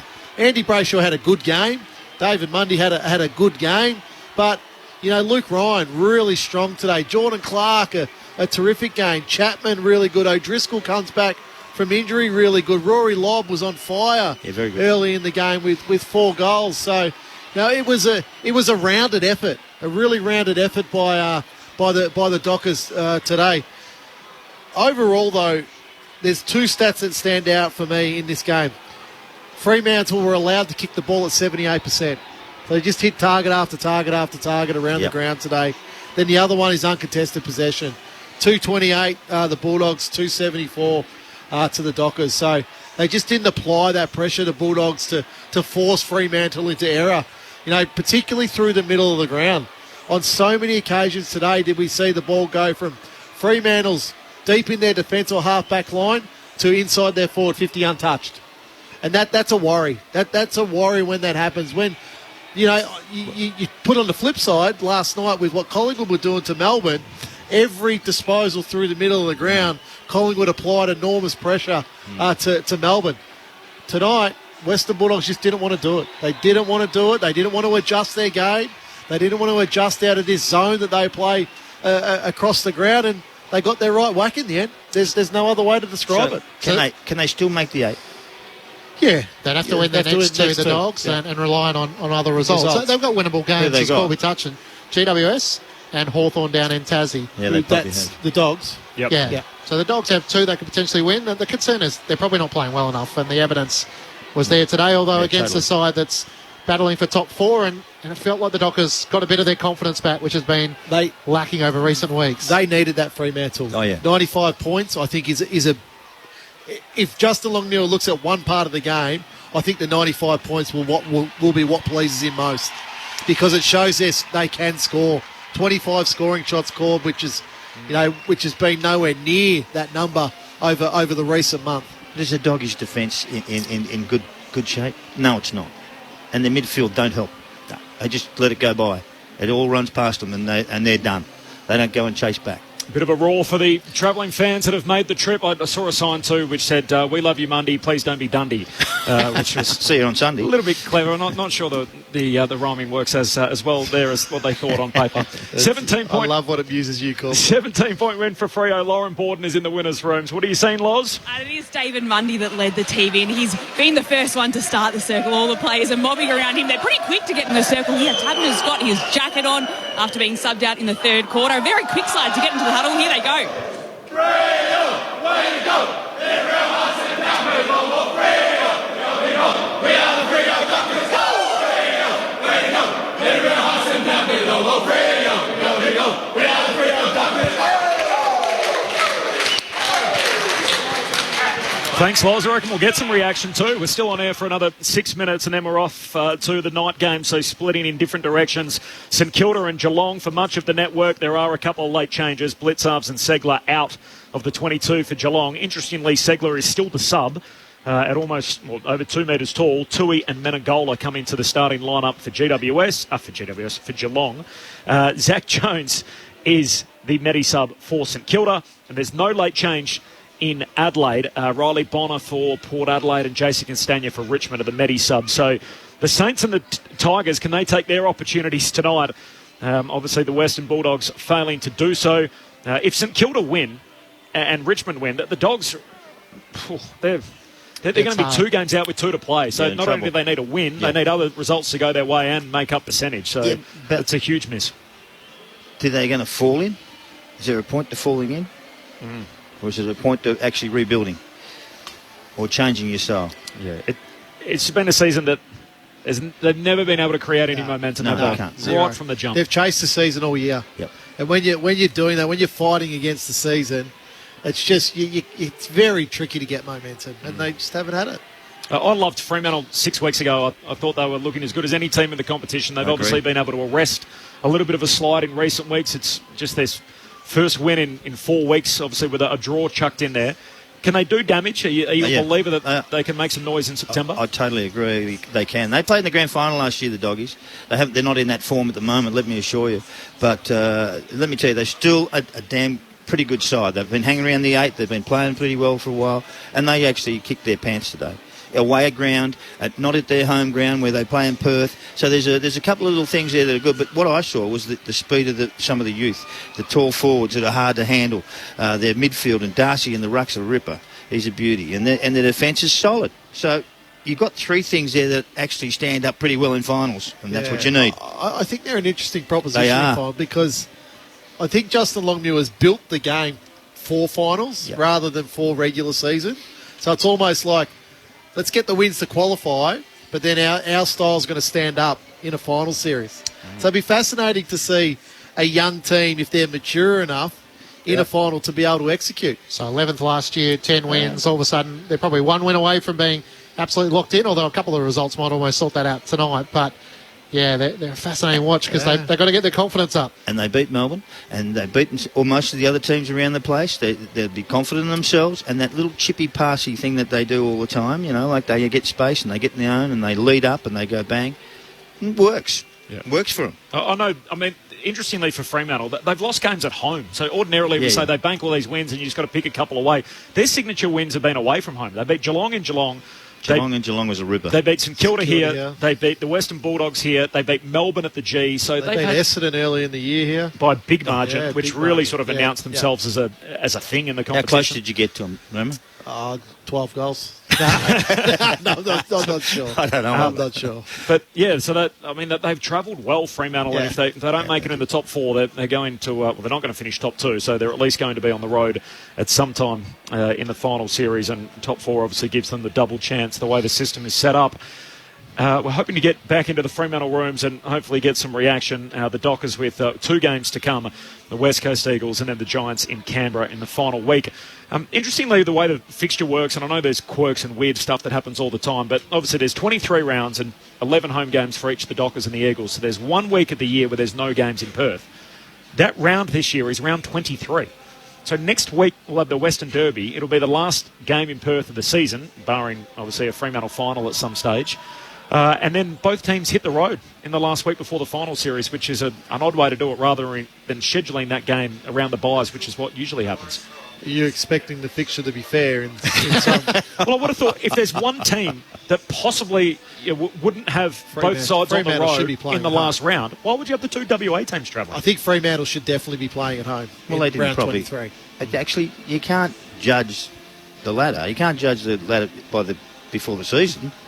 Yeah, but it's been a rolling fixture. I know it has too. I understand that. For the last 6 weeks. I think Fremantle deserve to have a home game. They sure do. In round 23. It's just odd that, I mean, if they didn't do that even at the start of the year to make sure that that at least one of the WA teams is at home. They're almost better off both starting on the road and at least getting the trouble away at the start of the season. But there is obviously the pre-finals bye. Quick tips tonight. So obviously we've got two cracking games, Geelong and St Kilda down at Cardinia Park. Some very late news coming through. Late again. So not only are there already two changes, there's now a third. Luke Dalhouse is in. Patrick Dangerfield is out. So Dangerfield out. Segler remains the sub for Geelong. Dangerfield out. What's he out with? In. Doesn't say. Did a fitness test before the game. Club says calf tightness. I think the Saints have won down there in 20-odd years. I don't love... I think Geelong are playing great football. Don't flirt. Don't flirt. Who wins, Cats? Cats win. Cats Tigers. Always win. And the other game, Tiggs and Power over in Adelaide? Well, the Power have been pretty good lately. They've been okay. They've fought pretty hard, but, I mean, gee whiz, I still think the Tigers might get them. Georgiades and Marshall both out. That hurts. Great fun, everyone. That'll do us if we get some reaction from the Dockers camp. I'm doing the votes. Oh, have we got him in 10 seconds? I got Rory Lobb. He kicked 4. He only had 7 possessions and 7 marks. So that's all he did. But that's the impact. 2 I gave to Jake Clark. And 1? And I gave to Luke Ryan, who was absolutely